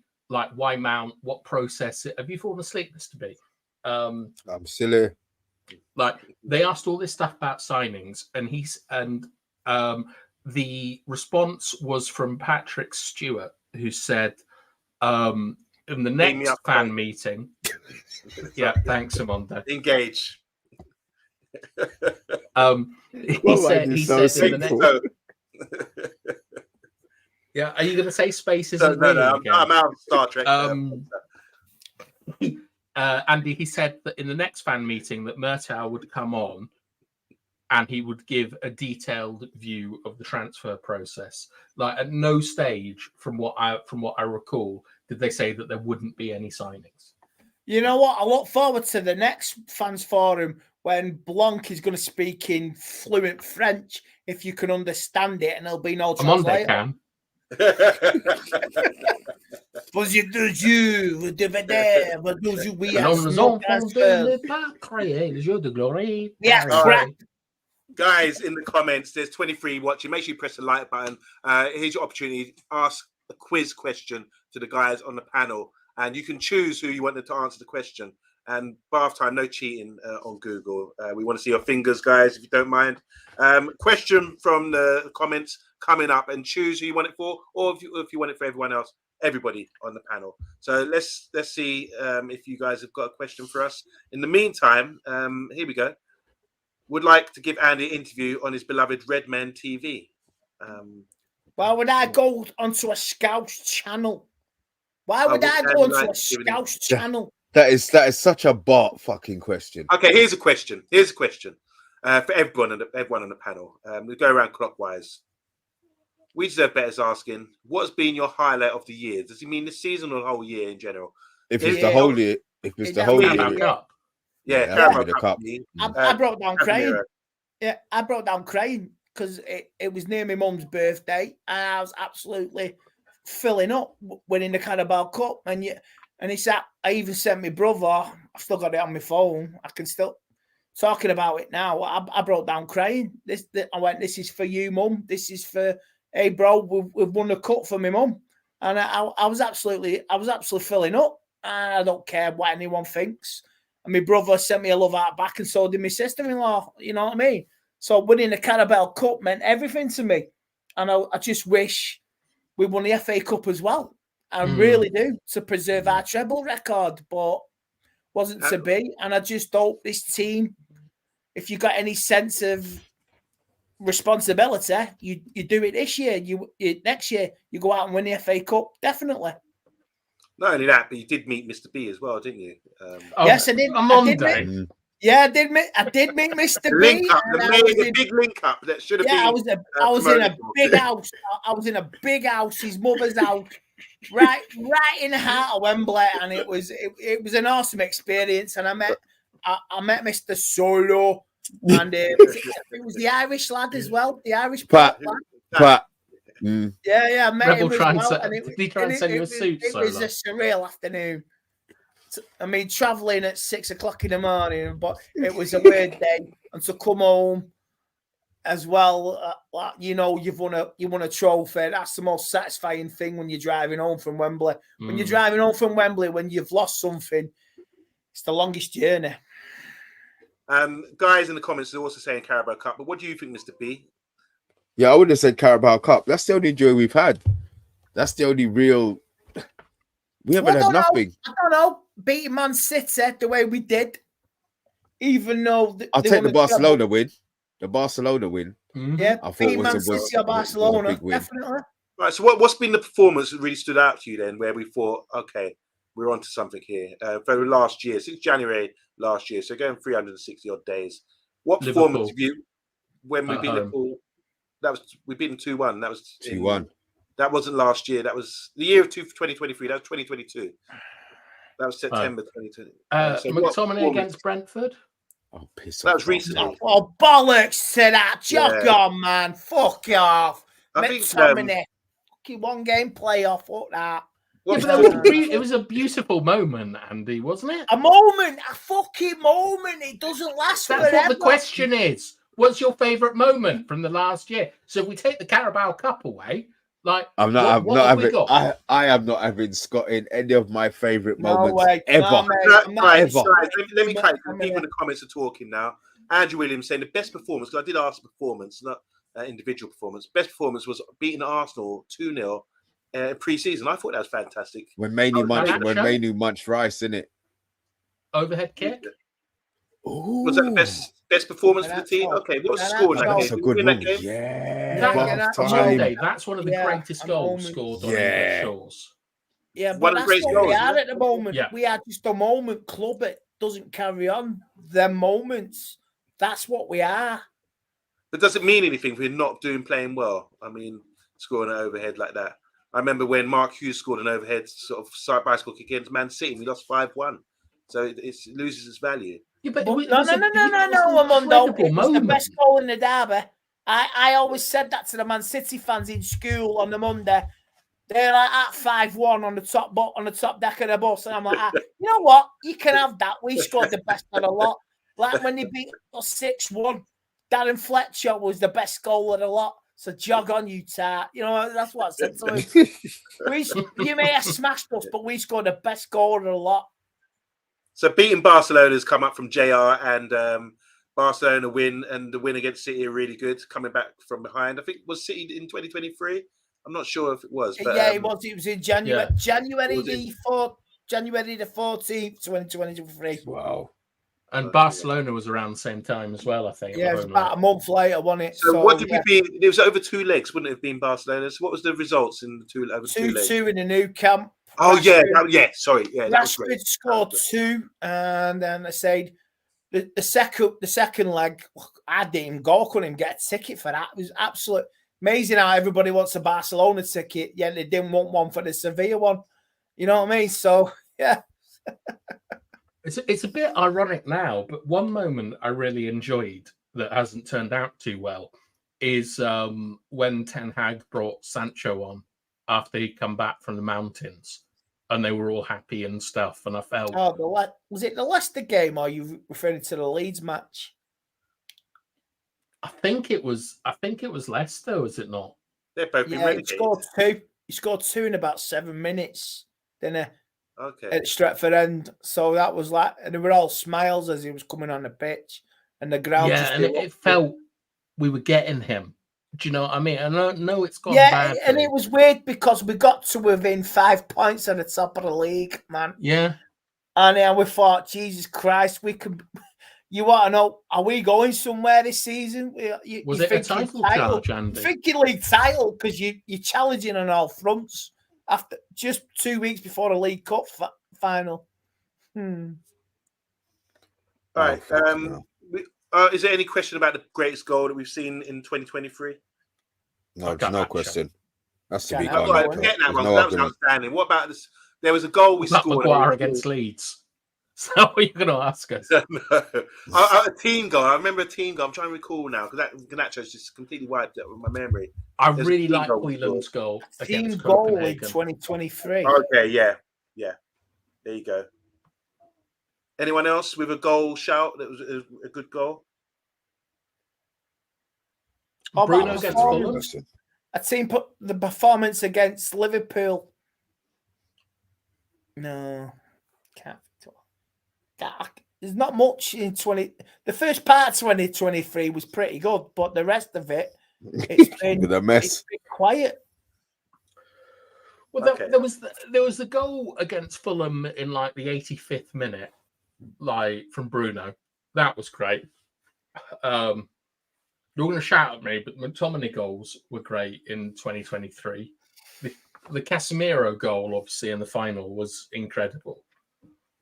Right. I've got a little quiz for you guys. Yeah, should we do fingers on buzzers? Yeah, go on. Don't be shouting out answers if you get them wrong. So if you So do what do we get have the to answer do? wrong, you have to be muted for a We minute. got to make a buzzer sound. So what's your sound then? Anyone want to make? Meow. And Mr. B, Fucking hell. Mr. B, what's Man, your sound? send me out. You'll Come know on. if I ain't gonna get none of the answers right, so I Well, don't need a you got noise, a bro. sound at least. You might I Just just swear, Mr. B. Yeah, I'll just swear. That's It coverage. makes things a lot easier. Yeah. Oh, So good start old again. What's Scott. yours? Mr. B's Andy? got to say broccoli as his buzzer. Yeah, Broccoli. yeah. I'll say broccoli. I'd rather say broccoli Right, than broccoli and Andy, what you got? Okay, and obviously meow from bath time. And guys in the comments, you might not have time to get them, but if we don't answer them correctly, I'll go to the comments to get these right. So, question number 1: which player scored the fastest hat trick in the Premier League? Robbie Fowler. Sorry, Oh shit, coming. broccoli. Sorry, no, too late. Andy, Andy. Unfortunately, it wasn't broccoli. Andy, fastest hat trick in the Premier League. You did go. Yeah, it was. Time's up. Anyone else? It was Yes, like, meow. It Yeah, was meow. like it was like snorting Merseyside No. derby That's against incorrect. Arsenal. No, Going meow. out to half-time. It was Mane for Southampton. Did you read the comments? No. Well, that's what the comments are Well, saying. someone got it. Yeah, I'm going to leave Yeah. that one void because the comments came up fast. So make Right, sure you can I ask keep a 7 it question minutes, then? Robbie Fowler quick against with your Arsenal. meows, please, bath time, if you want this. Next question: which player with 653 games has made the most Premier League appearances? 653. Bath time. Gareth Barry. Correct. 1 point to bath time. Next question. All right. 3 players share the record for the most Premier League red cards. Who are they? Meow. All 3. I want. All 3. Yes. Yeah, you meow too early. Richard fucker. Dunn. Go on. Hurry up. Robert Vieira. No. I'm Anyone not else? getting any. I'm not getting any of them. You got 2 right, bath time. What 2? Which players have the most red cards? Which 3 players have the most red cards in the Premier League? You Was got it 2 right. Thatcher? Actually. Sorry? Was it Ben Thatcher? No. Okay. You got Vieira and Richard Dunn. There's 1 more. Yeah. Anyone else? Mike Keown. Oh! Who's the Sunderland player? Many. Joey Barton. No. There's a Sunderland player that you just win a £5 off every weekend if you bet on him to get carded. Not Catamol. Yes. Oh, look, Andrew Williams. He put in Catamol. No, it's not Catamol. Red cards. Frank Sinclair? Oh, no, that's own goals. He was a striker. And he got red cards. Yep. Duncan Ferguson. Yes, correct. Duncan Ferguson. That's right. Wow. Question 4. When was the inaugural Premier League season? 1992, Meow. 93. 90. Yeah. Oh, shit, Remember man. Who scored the first goal then? Who Brian scored the Dean. first- Meow. Sorry, broccoli. Meow. Brian Dean. Sheffield United. What year was the first season for the Premier League inaugural season? 91, 92. No, you're incorrect. 92, 92, 93. 93. Broccoli. Correct. 92. You get a point there, Andy says 1 So point shit. each. So And Broccoli's shit. still behind. All right, here we go again. With 260 goals, who is the Premier League's all-time scorer? Meow. Alan Shearer. That was close. Who got that one, Mr. B? There's a meow. No, it wasn't me, so I don't give a shit. Give it to the guest. It's Andy. Andy. Andy, did you know that? Okay, Alan Shearer, of course. Here we go. How many clubs competed in the inaugural Premier League season? Meow. 18. So no, it's going 22. 22 correct. Was it? Question: with 202 clean sheets, which goalkeeper has the best record in Meow. the Premier League? Peter Cech. Correct. That's 3 you got now, is it? Yep. I've you got no 3. idea. All right. Which 3 players shared the Premier League Golden Boot in 2018-19? 3 players, Golden Boot winners. Meow, players. Son, Vardy, and Salah. So it's 2018-19. That's incorrect. I don't even know why I'm bloody here. Early. 2018-2019 Premier League Golden Boot winners. They shared it. 2018-2019. You got 1 right. Mo Salah. There's 2 more. Harry Kane. No. Oh, I want to hear your sound, guys, not porn noises. well, no, like that's what you're hearing, Omondi, and you're going to enjoy it. Kane is a very, very good shout.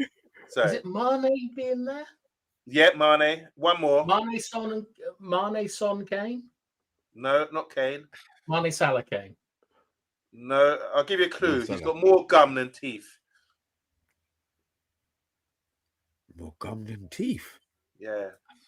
Can't be Firmino. Oh, he's got When he more smiles, teeth than he's got anything more else, gum hasn't than teeth. he? Who ain't got no teeth? Was a top goal scorer in Germany before coming to England. Haaland. No, it's 2018-2019. When he left the English club, he went to play for Barcelona. Suarez. No. More gum than teeth when he smiles. What team did he play for? Arsenal. Oh, bang, man. No. yeah, him. Correct. Okay. Can I ask a question? Yeah. See, it's true, isn't it? People forget him quick, but he was top goal scorer. He got a golden boot. Okay. Last one. The fastest goal scored in the Premier League came in 7.69 seconds. Who scored it? Branding. Branding. No. Fastest goal. I don't know. He's for what? It was against Watford, and the guy was playing for Oh, I Southampton. saw that the other week. Oh, fucking hell. It's a Southampton player. Yeah. Oh, fucking hell. It's a Southampton lad, wasn't it? Yeah, it was. Ah, fucking hell. See now. He was Irish. Played for Ireland. No idea. Played for Reading as well. Oh, Southampton lad. Oh, fucking hell. Pardon me swearing. The fast one. It was 7.8 seconds against Watford Yeah, for very Southampton. fast. What was his name? Oh, I seen the goal last week as well. Oh, Jesus. Who played for Southampton? I only know who played for Southampton. Letizia wasn't fast. Don't look at the comments, guys, because they're getting it now. Shearer. Was he Irish? Yes. James Beattie, Kevin's. Davies. He was Irish. Yeah. Oh, flipping hell. You know what? It's too late, guys, because in the comments, one of you are going to style it out and look. Shane. Oh, Shane. piss off. Yeah. Oh, Right, wanna Monday, do- I've got a question, Yeah, not sorry. quite because he was Irish. and it's specifically for Bart. If Bart, get his profile picture up. Huge Liverpool fan. Who's that manager? Jose Mourinho. No. Yes, it's Jose Mourinho. Why has Bart got a Manchester United manager, ex-Man United manager, as his Right, you profile got to picture? answer with your Why is he on the sound. Man United agenda? Just say you're a United fan, Bart. We'll accept you. It's all right. Guys. We're a broad church. Replace your red with our red. Do you want to Yeah, just we'll really do a quick World Cup? Yes, please. I love Yeah. quizzes. Because it's World Cup coming up this year, isn't it? It's gonna make no favourites. difference. Being Am I still? England- Am No, I it's still? the Euros coming up. Am This I still year. saying Euros, That's yeah, the World Euros. Cup. Oh God, yeah, we had one just now. Messi so we won, do it. a Messi World won Cup it a year ago last week. Do you think England can win the Euros, though, guys, with what we got? Because they're saying bookies are Not making with out Southgate. favourites. Not with Southgate. Not with Southgate. I'm not like. an England fan, but I think the next 10 years of football is between England, Spain, and France. And France. Yeah, and England have won pretty much everything at like under Youth 21, level. under Yeah. 19, under No. 18 level. And now they've got Bellingham, who's another match winner, and you got Kane, who's probably gonna be able to take a month off before the Euros with Bayern sewing it up. I think it's all for England. So you're saying that party we should have had in 2021, we're going to have in 2024? Andy, we should have a party whenever we meet. No. I'm talking Yes, about yes. once in a generation that my dad seen, I will never see. I want to see. My dad's seen England win a major tournament. 66. Yeah. And my closest was 2021, and it was a bad night, family-wise as well as national-wise. And it's a night I want to eradicate next year, even though I'm more club than country. I Where's think it so. being held? Yeah. It's being held in the UK, isn't it? Germany. That's Germany. Oh, it's in Germany. Sorry. Okay. So yeah, would anyone pay a visit because it's local, isn't it? I mean, Euro 2028 is in Ireland, Scotland, and okay. England. Save your money, in guys. We'll save your money for that. We have to do it once in our lifetime. All right, guys. World Cup questions. You ready, Mr. B? You ready for this? Because do you want to? I'm going to get none right, but yeah. Keep with your buzzers. What's your Rocky, buzzer, yeah. Andy? Bah. Bath time. Yeah. And Mr. B. It doesn't matter because I'm not going to know, but I'm broccoli. Yeah, you're broccoli. All right. World Cup questions. Here we go. There have been 2 World Cup trophies. Can you name the first one? Meow. Jules Rimet. No. All I want is the buzzer, and then I want to ask you. Don't read it out. So Fine. you went first. Go on, Meow. Andy. You're our guest. No. Bath time was first. Meow. Jules Rimet. Found by a dog called Pickles. True. Okay. Do you want a bonus point for that or something? No, I just thought that maybe that was going to be one of your questions. All right. Was it? No, he left it as one. All right. Yeah, Bart got that, but he won't answer the question about why he's got Mourinho in there. No, he hasn't. Okay, bath time. What type of dog was it? It was a Jack Russell. And what colour was it? Black and white. Black and white, Andy. Black and Mr. white. B is right. Was it? Then? Was it? Oh, wow. Yes. Mr. Yes. B, get 2 bonus points for that, you know. It's a bit like, Mr. B is who's off lying the anyway? mark. You get Yeah, 10,000 I do points. remember Here's that. what I do. Do you know what happened to the trophy? It was stolen from a display case somewhere in Shepherd's Bush. No. Not that time. When Brazil won it, it got robbed and melted down, which I think is a terrible shame. I've never heard that, mate. I know the Really? original FA Cup was robbed and melted down. Never Was heard it? that about the World Cup. I don't know that. The original, the 1912 FA Cup was robbed and melted down, and they had to bring a new one. That is fact. It might not have been in 1912, but the original FA Cup was robbed and melted down. So that's between, I think it was between 1908 and 1912. Okay, guys, fingers on buzzers or get your buzzers ready. Mr. B, I'm rooting for you, man. Come on, let's get this up. All right. He's off the mat now, anyway. Question He's 2. having fun. Which country won the first ever World Cup in 1930? Meow. Oh, I know that one. Oh, shit. Half-time. Sorry. It takes so long. Broccoli. It takes so long Yeah, to I remember know that. that. I know, Skip. It takes too long. I'm gonna watch Did you know this that, back Mr. later. B? Oh, fucking funny that. Meow, I know this one. Oh shit. No, give it. That's Mr. B's point. Mr. B, Yeah, go. Uruguay. I knew that. I knew it was Uruguay. Uruguay. Yeah, well done. I well knew done. it. Thank you, bath time. Yeah, don't talk to me Oh. like that. Uruguay. All right. Remember, fingers on buzzers are ready to spit it out. Question 3. Which country has won the most World Cups? Nah. Andy? Brazil. Correct. Do you know how many they've won? 5. Yep, that's right. Was it fun? Do you know the years? 58, 62, 70, 94, and 2002. Correct, Amundo. Nice. Oh. Well done. Should we give a bonus point for that? Why am I even in this quiz? All right.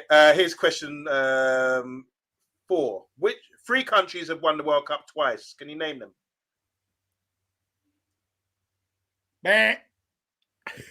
Uruguay, Germany, Italy. Oh, nice. No. 3 countries won the World Cup 2 times, twice. So Is sometimes East Germany- England won it once. Who's won it twice? There's 3 countries have won it twice. 3 times a lady. Who's? I want buzzers. Meow. Okay, go ahead. 3 countries that have won it twice, 2 times. Argentina, Brazil, and Uruguay. No. Yes. Brazil have won it 5 times. 3 Oh, countries won it so. twice. Oh, okay. Yeah. Anyone want to buzz in? Italy. No. Yeah. No. So 2 times. Which countries have won it 2 times? Germany, Argentina. No conferring. Keep it to yourself. If you either just hit the buzzer or just keep quiet. Yeah, Brazil. It's Germany, Argentina, and Uruguay. So Brazil have won it 5 times. Which countries have won it 2 times on 2 separate occasions? Meaning, like England have won it once, so they're not included. Uruguay, France, Brazil have won it Germany. 5 times, so they're not included. Germany won it 4 must have, times. they must So- have won it more than twice. Yeah. Who's won it twice? Which 3 countries have won Uruguay, it twice? France. 38. Then you got No 6 conferring, like that. Andy. No conferring. No, I'm not conferring. I'm just stating between Okay. 30 and 38. I haven't a clue. After that, it was a World War II. So Oh, it's God Uruguay, knows. France, Italy. Oh yeah, France. Okay, it's 2 countries now. Sorry. France and Uruguay. France have won it in 98 and 2018, yeah? Yep. How And many times Uruguay has in Italy won it? 1930. But France won it 3 times. No. They Twice. won it in 98 for the first time, and they won it recently as well, didn't they? They lost to Italy in 2006, I think, and they got to the final. All right, let's over that question. The 2026 World Cup will be hosted across 3 different countries. Can you name them? Yeah, I know. You just said that one, didn't you? Oh, No. shit. Who said, Andy? 3 different countries, 2026. Canada, USA, and arriba, Mexico. Correct. In which World Cup did Diego Maradona score his infamous Hand of God goal? Meow, 86. Where was that held? Mexico. Correct. Why am I here? Tell you what, here's a question. Yeah. Let me answer this on the Mexico. Why was Mexico given the World Cup? There was a World Cup. There was an earthquake in Mexico City. Bang on the money. Bang on the money. Remember, Sorry? I Bang told on you the money last on time. that. Yep. They gave them the World Cup because there was an earthquake. Yep. There was an earthquake, and I think it was 83. It's supposed to be in Brazil, I think, in that World Cup. Yeah, there was a major earthquake in Mexico. I think it was 83 and 84. So the country was absolutely decimated. So there was so much output.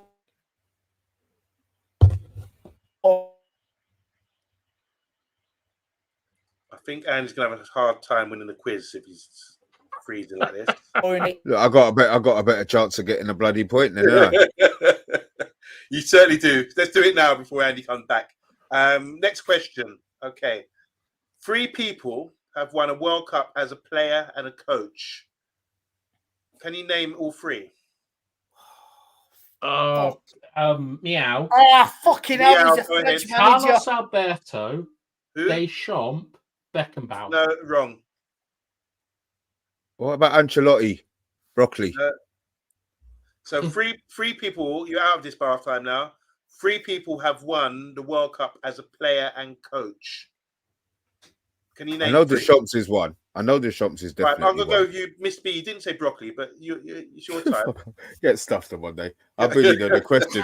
Yeah, I know Deschamps is one for definite. The rest of them I have no idea. Beckenbauer, Right. definitely. Anyone else? Beckenbauer, is Beckenbauer German or Dutch? Yeah, Is that give me those German? years German. for Beckenbauer. If bonus, when did Beckenbauer win a World Cup, and when did he as a player and a coach? He won it in 74 and he won it in 1990. Correct. Yeah, Maradona. So here's the answers. We've got Deschamps. What years that he won it as a player and a coach, please? Oh. 98, 82. 98, 2018. Correct. And finally, Zagallo. When did Mario Zagallo, when did he win the World Cup as a player? Okay. He won it in, was it 1970 and 94? Is it not 82 and 2006? 82, they didn't win it. 2006, they didn't win it. Italy won it. 58 and 1970. Correct. Is he not 58. Italian? Whoops. It's 58 and 1970. Sorry. Yeah, is that right? No, 50. Oh my God. I was thinking it's 58 and 2094. 58 and 2002. Bloody hell, that's a hell of an age. Actually, I don't know the years. I think it's 58. The Chelsea boss. And 94. Phil Scolari won the World Cup in 2002. He never played.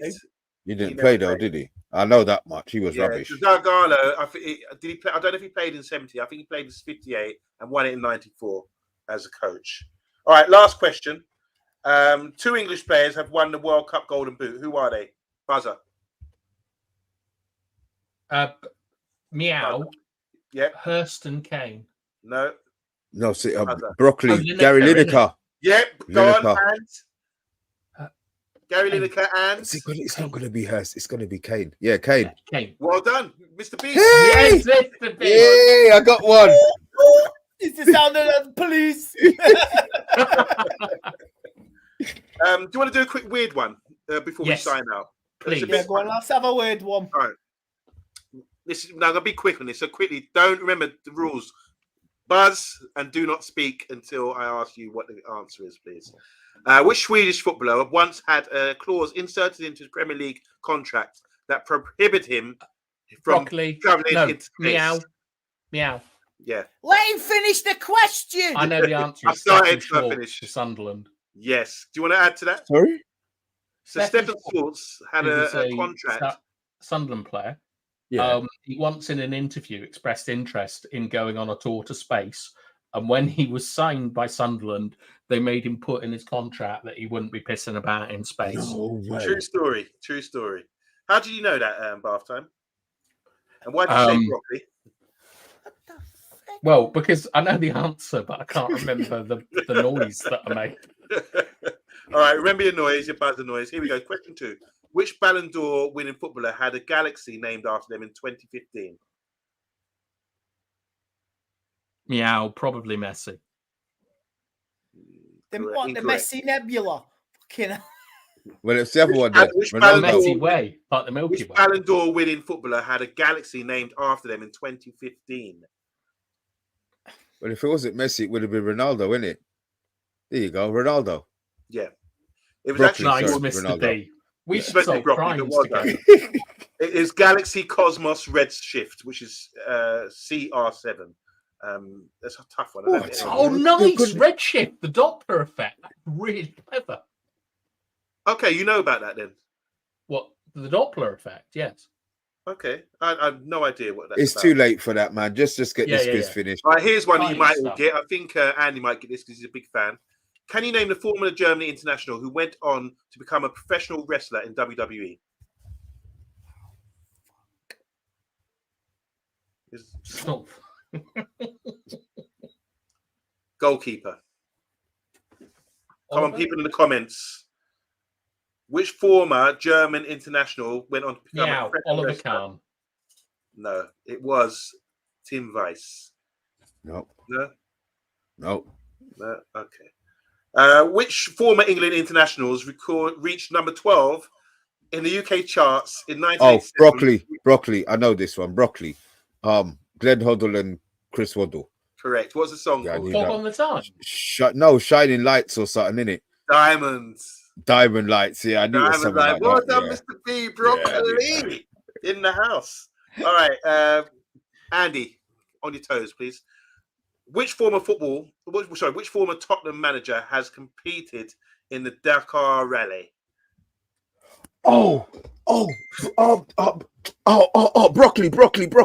Broccoli. Villas Boas. What? How do you know that? What? Jesus Christ! Don't hell. ask. No, I know that. You're thinking of David Pleat. Fucking hell. David Pleat. Fucking, we're Tottenham manager. Fucking hell. I was thinking Bring Tim it down. Sherwood. Fucking hell. Imagine David that. Pleat. Oh God. That's made my day. Mr. B, Mr. Broccoli. I don't know. I don't know does how he I know. know I don't know how I know that. I don't know how I know He's a that. But I'm driver, gonna isn't he? take that. I'm gonna take that all day. I've got You two. made his night after that. All right, here's one. Things and buzzes. You might get this one.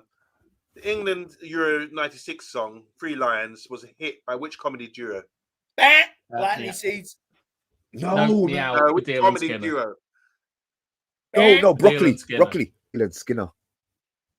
I don't know who to give that to. Andy, you were Bar out it there. to You Mr. made B. an incorrect answer. Which one of you two? Dylan Skinner. Wasn't it? Mr. B. Give it Mr. B. Okay, Mr. B's flying ahead. Thanks. I don't know if you guys can catch Thanks, it. bath time.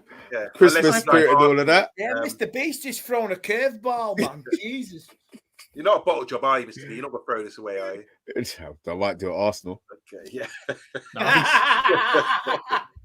93% top of this league here. All right, here we go. Question 7. What was the name of the hotel Jose Mourinho lived at when he managed Meow, Manchester the Lowry. Oh, Did you know that, Andy?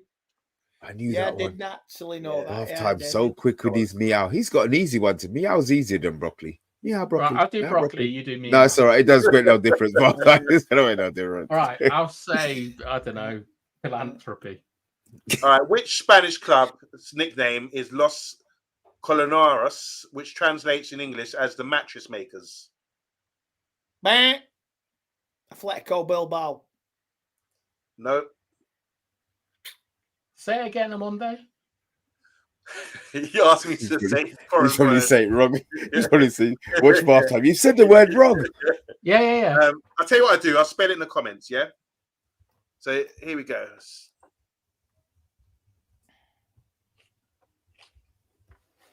So I'm looking at the comments for this massacre that you performed. This is the nickname of the club. He's Googling now. Translates in English. I'm not Googling. Bath time's I'm open saying the Andy. window. He's Googling. There you go. Las There it is.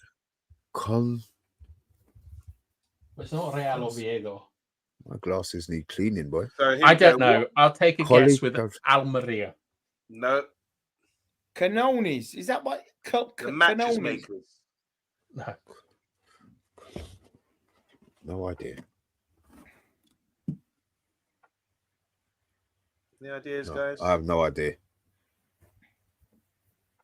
Any clues? Well, you're the one. You're the one that question. gives clues.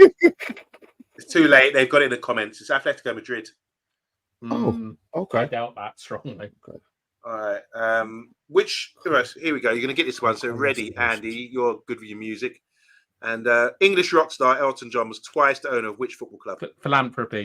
Watford. Who's? Yep. Go ahead, Andy. Was it twice, Watford? Watford. Thank Yes, you, correct. Mr. Meow. Was it twice? Yep. Okay. Final question, guys. Ready? This is the final. I think Mr. B's winning. I doubt that very much. What go on? Rangers tried to sign which superstar after Alex McLeish was alerted to his ability? Philanthropy. Leo Messi. Really? How do you know that? Where's your Because buzzer? Some found it on Football Manager, which is the next part. Where's You're your trying to say, buzzer, isn't it? Mr. Bath Time? Sorry? Where's your buzzer, Mr. I did it. I Pussycat? changed it to philanthropy. Oh, Because you it did takes as well. longer Look to say. to say. I I'll didn't know change that my one. buzzer. Bullshit. You know what I mean? What do you mean bullshit? Like, what you I'm think just that I changing my can buzzer. Google? You've I'm changed not your buzzer, Stephen I'll change my Hawking, buzzer. bro. You can't I'll just give you sort that of one, but I'm plug in. changing my buzzer. Next time we have a quiz, I'm changing it to bullshit. I changed my buzzer to a longer name. All right. Here's one. Who am I? Ready for this, guys? Who am I? Yes. I'll take this down because it's going to confuse everybody. So remember, if you do jump in, all right, and you don't get it right, you have to be on pause. You're out of it. I made my international debut for Brazil in 1993 and scored in the game. I played in 2 World Cup finals, and my club career saw me play in Brazil, Italy, Angola, Spain, Greece, and Uzbekistan. Who am I? I made my international debut for Brazil in 1993 and scored in the game. I played in 2 World Cup finals. So he's played in around the 90s, played in 2 World Cup finals. Romario. What's it? Broccoli? Broccoli. Romario. No. Oh, you son of a bitch. 93. I just wanted to say broccoli. Philanthropy. Rivaldo. Yes. Did you see the comments? Because no, there isn't. What there made isn't, you do that? Because I knew Ronaldo was 1994, and Rivaldo is one of genuinely. Yeah. Like it was a guess. Rivaldo's Process the of one who elimination. got hit by a ball. But he was at Deportivo La Coruña. Remember that? Yeah, against Turkey, innit? Yeah. He went down like he got shot. Yeah, what a wimp. All right, here's one that you might struggle with. I've played in Germany, Italy, Austria, and France. I've won Serie A and scored the first ever golden goal in international football. Who am I? Philanthropy, Trezeguet. No. Oh, it's the Germany guy, Euro 96. Ah, fuck. All right, what's your buzzer? I don't know Mr. it. B, I can't answer it, but I can. Yeah, Oliver. You know, me out. Oliver Bierhoff. Yeah, you said it, Bartham, a few times without saying philanthropy. No, I got it wrong. I thought it was Trezeguet because he did it in the final. Euro 96 so guy. you blew that one. So big up, guys. Big up Montreal as well. You got that one right. Off. All right, who am I? I've played in the Conference League, League 2, League 1, Championship, Premier League, UEFA Cup, Champions League, and World Cup. Who am I? Philanthropy, Vardy. No. Is it right? Mr. B and Andy, please. No idea. I'll read it again. All right, you're out of this. I've played in the Conference, League 2, League 1, Championship, Premier League, UEFA Cup, Champions League, and World Cup. Who am I? Whoever is here in English. I have no idea. Clues? Do you want clues? Barfan, want to jump back in? Go on then. Would he had to play? Yeah, go on. He's Irish. Okay. He's a fullback. Oh, who's the Everton one? Seamus Coleman. No, he hasn't done Champions League, has he? It's Conference, like League 2, League 1, Championship, Premier League, UEFA Cup, and Champions League, and the World Cup as well. Okay, don't tell us his name. What's his club? For which? Well, what, the Conference Club? His give most us the famous Conference club. Club. Give us What's the his Conference most Club. famous? I don't know the Conference Club, but I'll tell For you. fuck's sake. He reached UEFA Cup. He went in the UEFA Cup with Fulham. Right. Fulham made the final, Fulham. didn't they? Oh, who's the American guy? No. Donovan? No. This is Conference. Come on. Oh, fuck. Irish. I said he's Irish. Oh, for Irish fuck's is sake. not They made bad. the final as well, didn't they? They beat Juve right. on the way. Fulham. He played in the Champions League with Liverpool.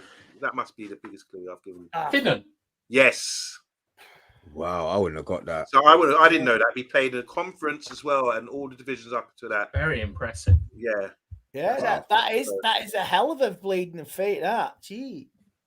Okay, let's try this one. I was the first Liverpool player to win the Ballon d'Or. I scored 40 goals for my country and have played in England and Spain. Who am I? Oh, Philanthropy, Keegan. Yeah. Who? Frankfurt. Keegan. Kevin No. Keegan. You said Frankfurt. He played for Hamburg. Oh, well, it's wrong. Yeah, it's wrong.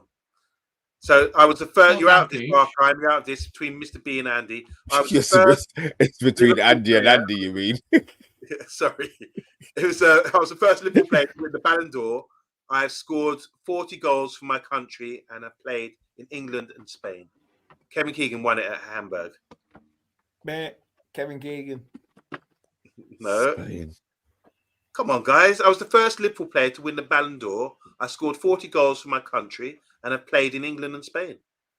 See, I would have said Ian Rush, but Ian Rush didn't play in Spain. He played in Italy, but she said felt like living in a foreign country. Ian Rush. No. He also played for Man United. Come on, guys. He played for Man United. Yes. Beardsley. Someone's doing a number 2. There's an echo in here. Yeah. It's number 1. All right, number one. All right, come on, guys. A Ballon d'Or. Not winner. Owen.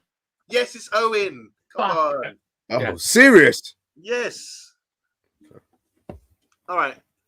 Question 5. We've got a few more to go. I was originally a striker before becoming a defender. I played 11 seasons for the same club before managing them. I've won 2 Bundesliga's title and the Champions League as well. Philanthropy. Who's that? Stammer? No. I was originally a striker before becoming a defender. I played 11 seasons for the same club before managing them. I've won Better not 2 be Bundesliga. I've won 2 Bundesliga's titles. It is, isn't it? And a Champions League. No Miss B, idea. say Beckenbauer. Broccoli Beckenbauer. No, he's also won a Premier League. And he's A German. German defender. Ballack. Riedler. I was originally a striker before becoming a defender. I played 11 seasons for the same club before managing them. I've won 2 not Bundesliga titles and a Champions League and a Premier League.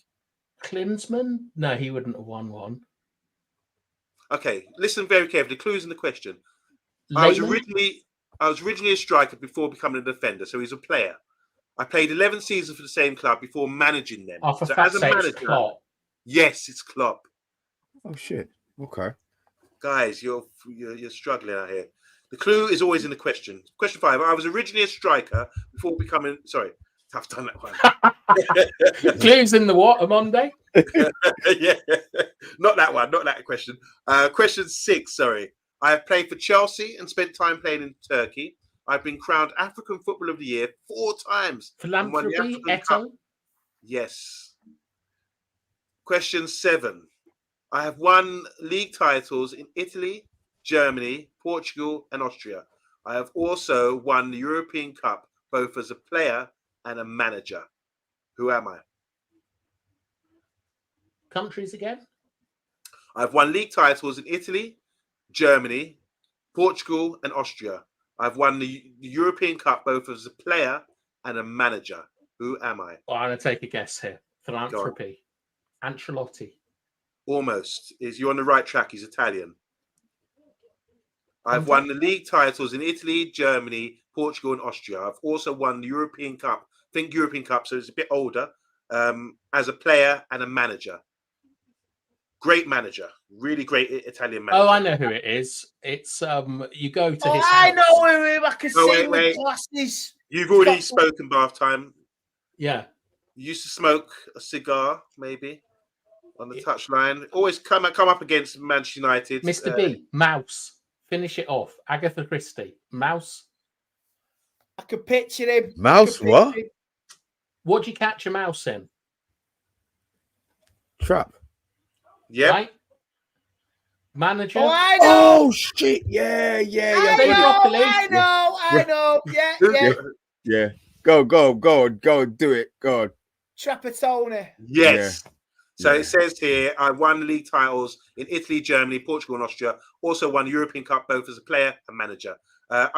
Here's the next one. I'm a manager who first named David Beckham as England captain.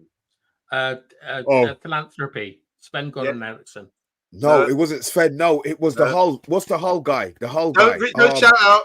I was Brown. a manager who first named David Beckham as England captain. He was the whole guy. Keegan. Don't say that. No.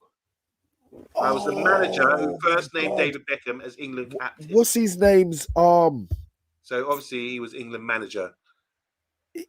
Oh God. Was he What's his England manager name? for one game?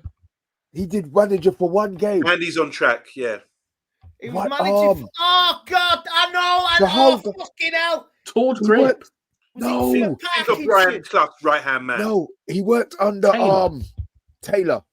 Yes. Is that the one who worked under? Yeah, Taylor. It He was worked a under. 0-0. The game What was Taylor? 0-0 as well, wasn't it? It The was one who Peter worked Taylor. under. The one who worked with Sam Allardyce. Peter Taylor. That's It's Peter it. Taylor, yeah. He also managed Leicester, didn't he, Peter Taylor, at one point? Oh, that Taylor. Okay. All right, we're nearly wrapping up, guys. We're almost there. Here we go. I've won the World Cup and European Championship at international level, and I won the Champions League on 2 occasions as manager of 2 different clubs. So he's won the World Cup and European Championships at international level and won the Champions League on 2 occasions as manager of 2 different clubs.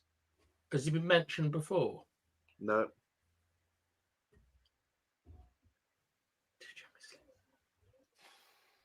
I'm out on this. Oh, say again. I think I know who it is. He's French. I've won the isn't it? World Cup and European Championship at international level, and I've won the Champions League on 2 occasions as manager Yeah. of 2 different clubs. Zidane. Yes. No, Oh, no. Oh, I'm stunned. That's what I was I going thought for that was as a great guess. Any other guesses? Monday throwing a curveball there, man. Jesus. Beckenbauer? Almost. You're getting there. Karl-Heinz Rummenigge. No. Joachim Löw?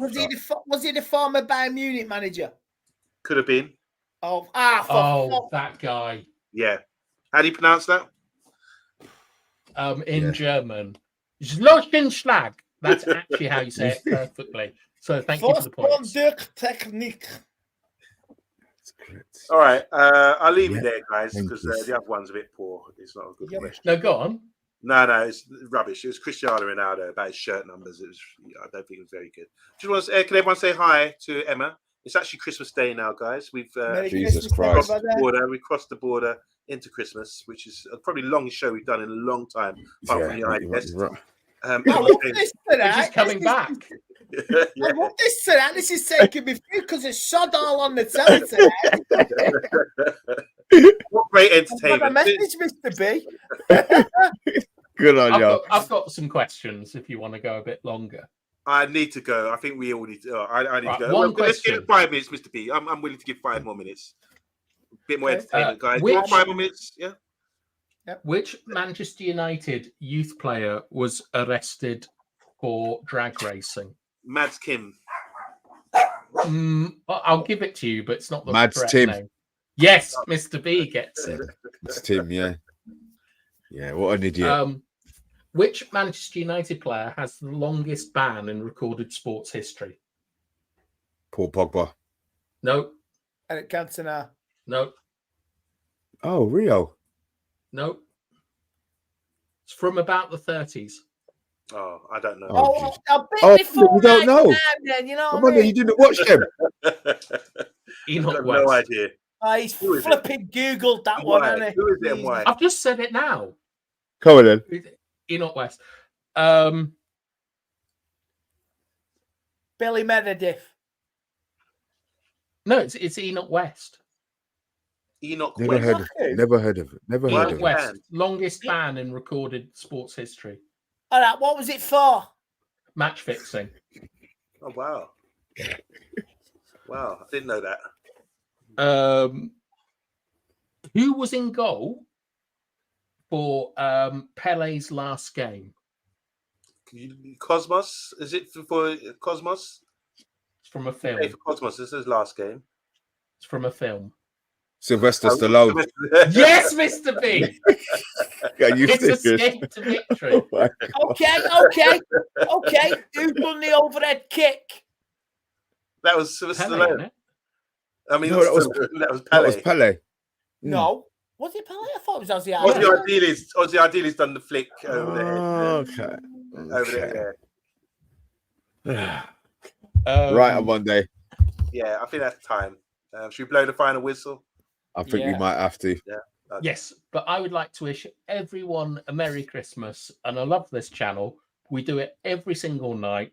Like OMONDI and Mr. B, we all call ourselves BFFs, which Mr. B knows means best friends forever. It's absolutely great being able to spend time with you and having legends like Andy Tate on and stuff like that. We're so happy. We've got loads of new stuff coming for the new year. So don't worry about how shit United are. Like, just think about what a great community we've got and how, like, we love everyone here and we really rate them. And there's Bart as well. Oh, trawler. I'm joking. I love that. Yeah, hope everyone's enjoyed the show. Thank you very much. Andy, have a lovely day. Eat well, be merry. Same to you, Mr. B. Same to you, Bath. Yeah, I will be merry. Big up, guys. Happy holidays. Enjoy. And we'll be back, obviously, as soon as possible after the Christmas celebrations. Good night. Good night.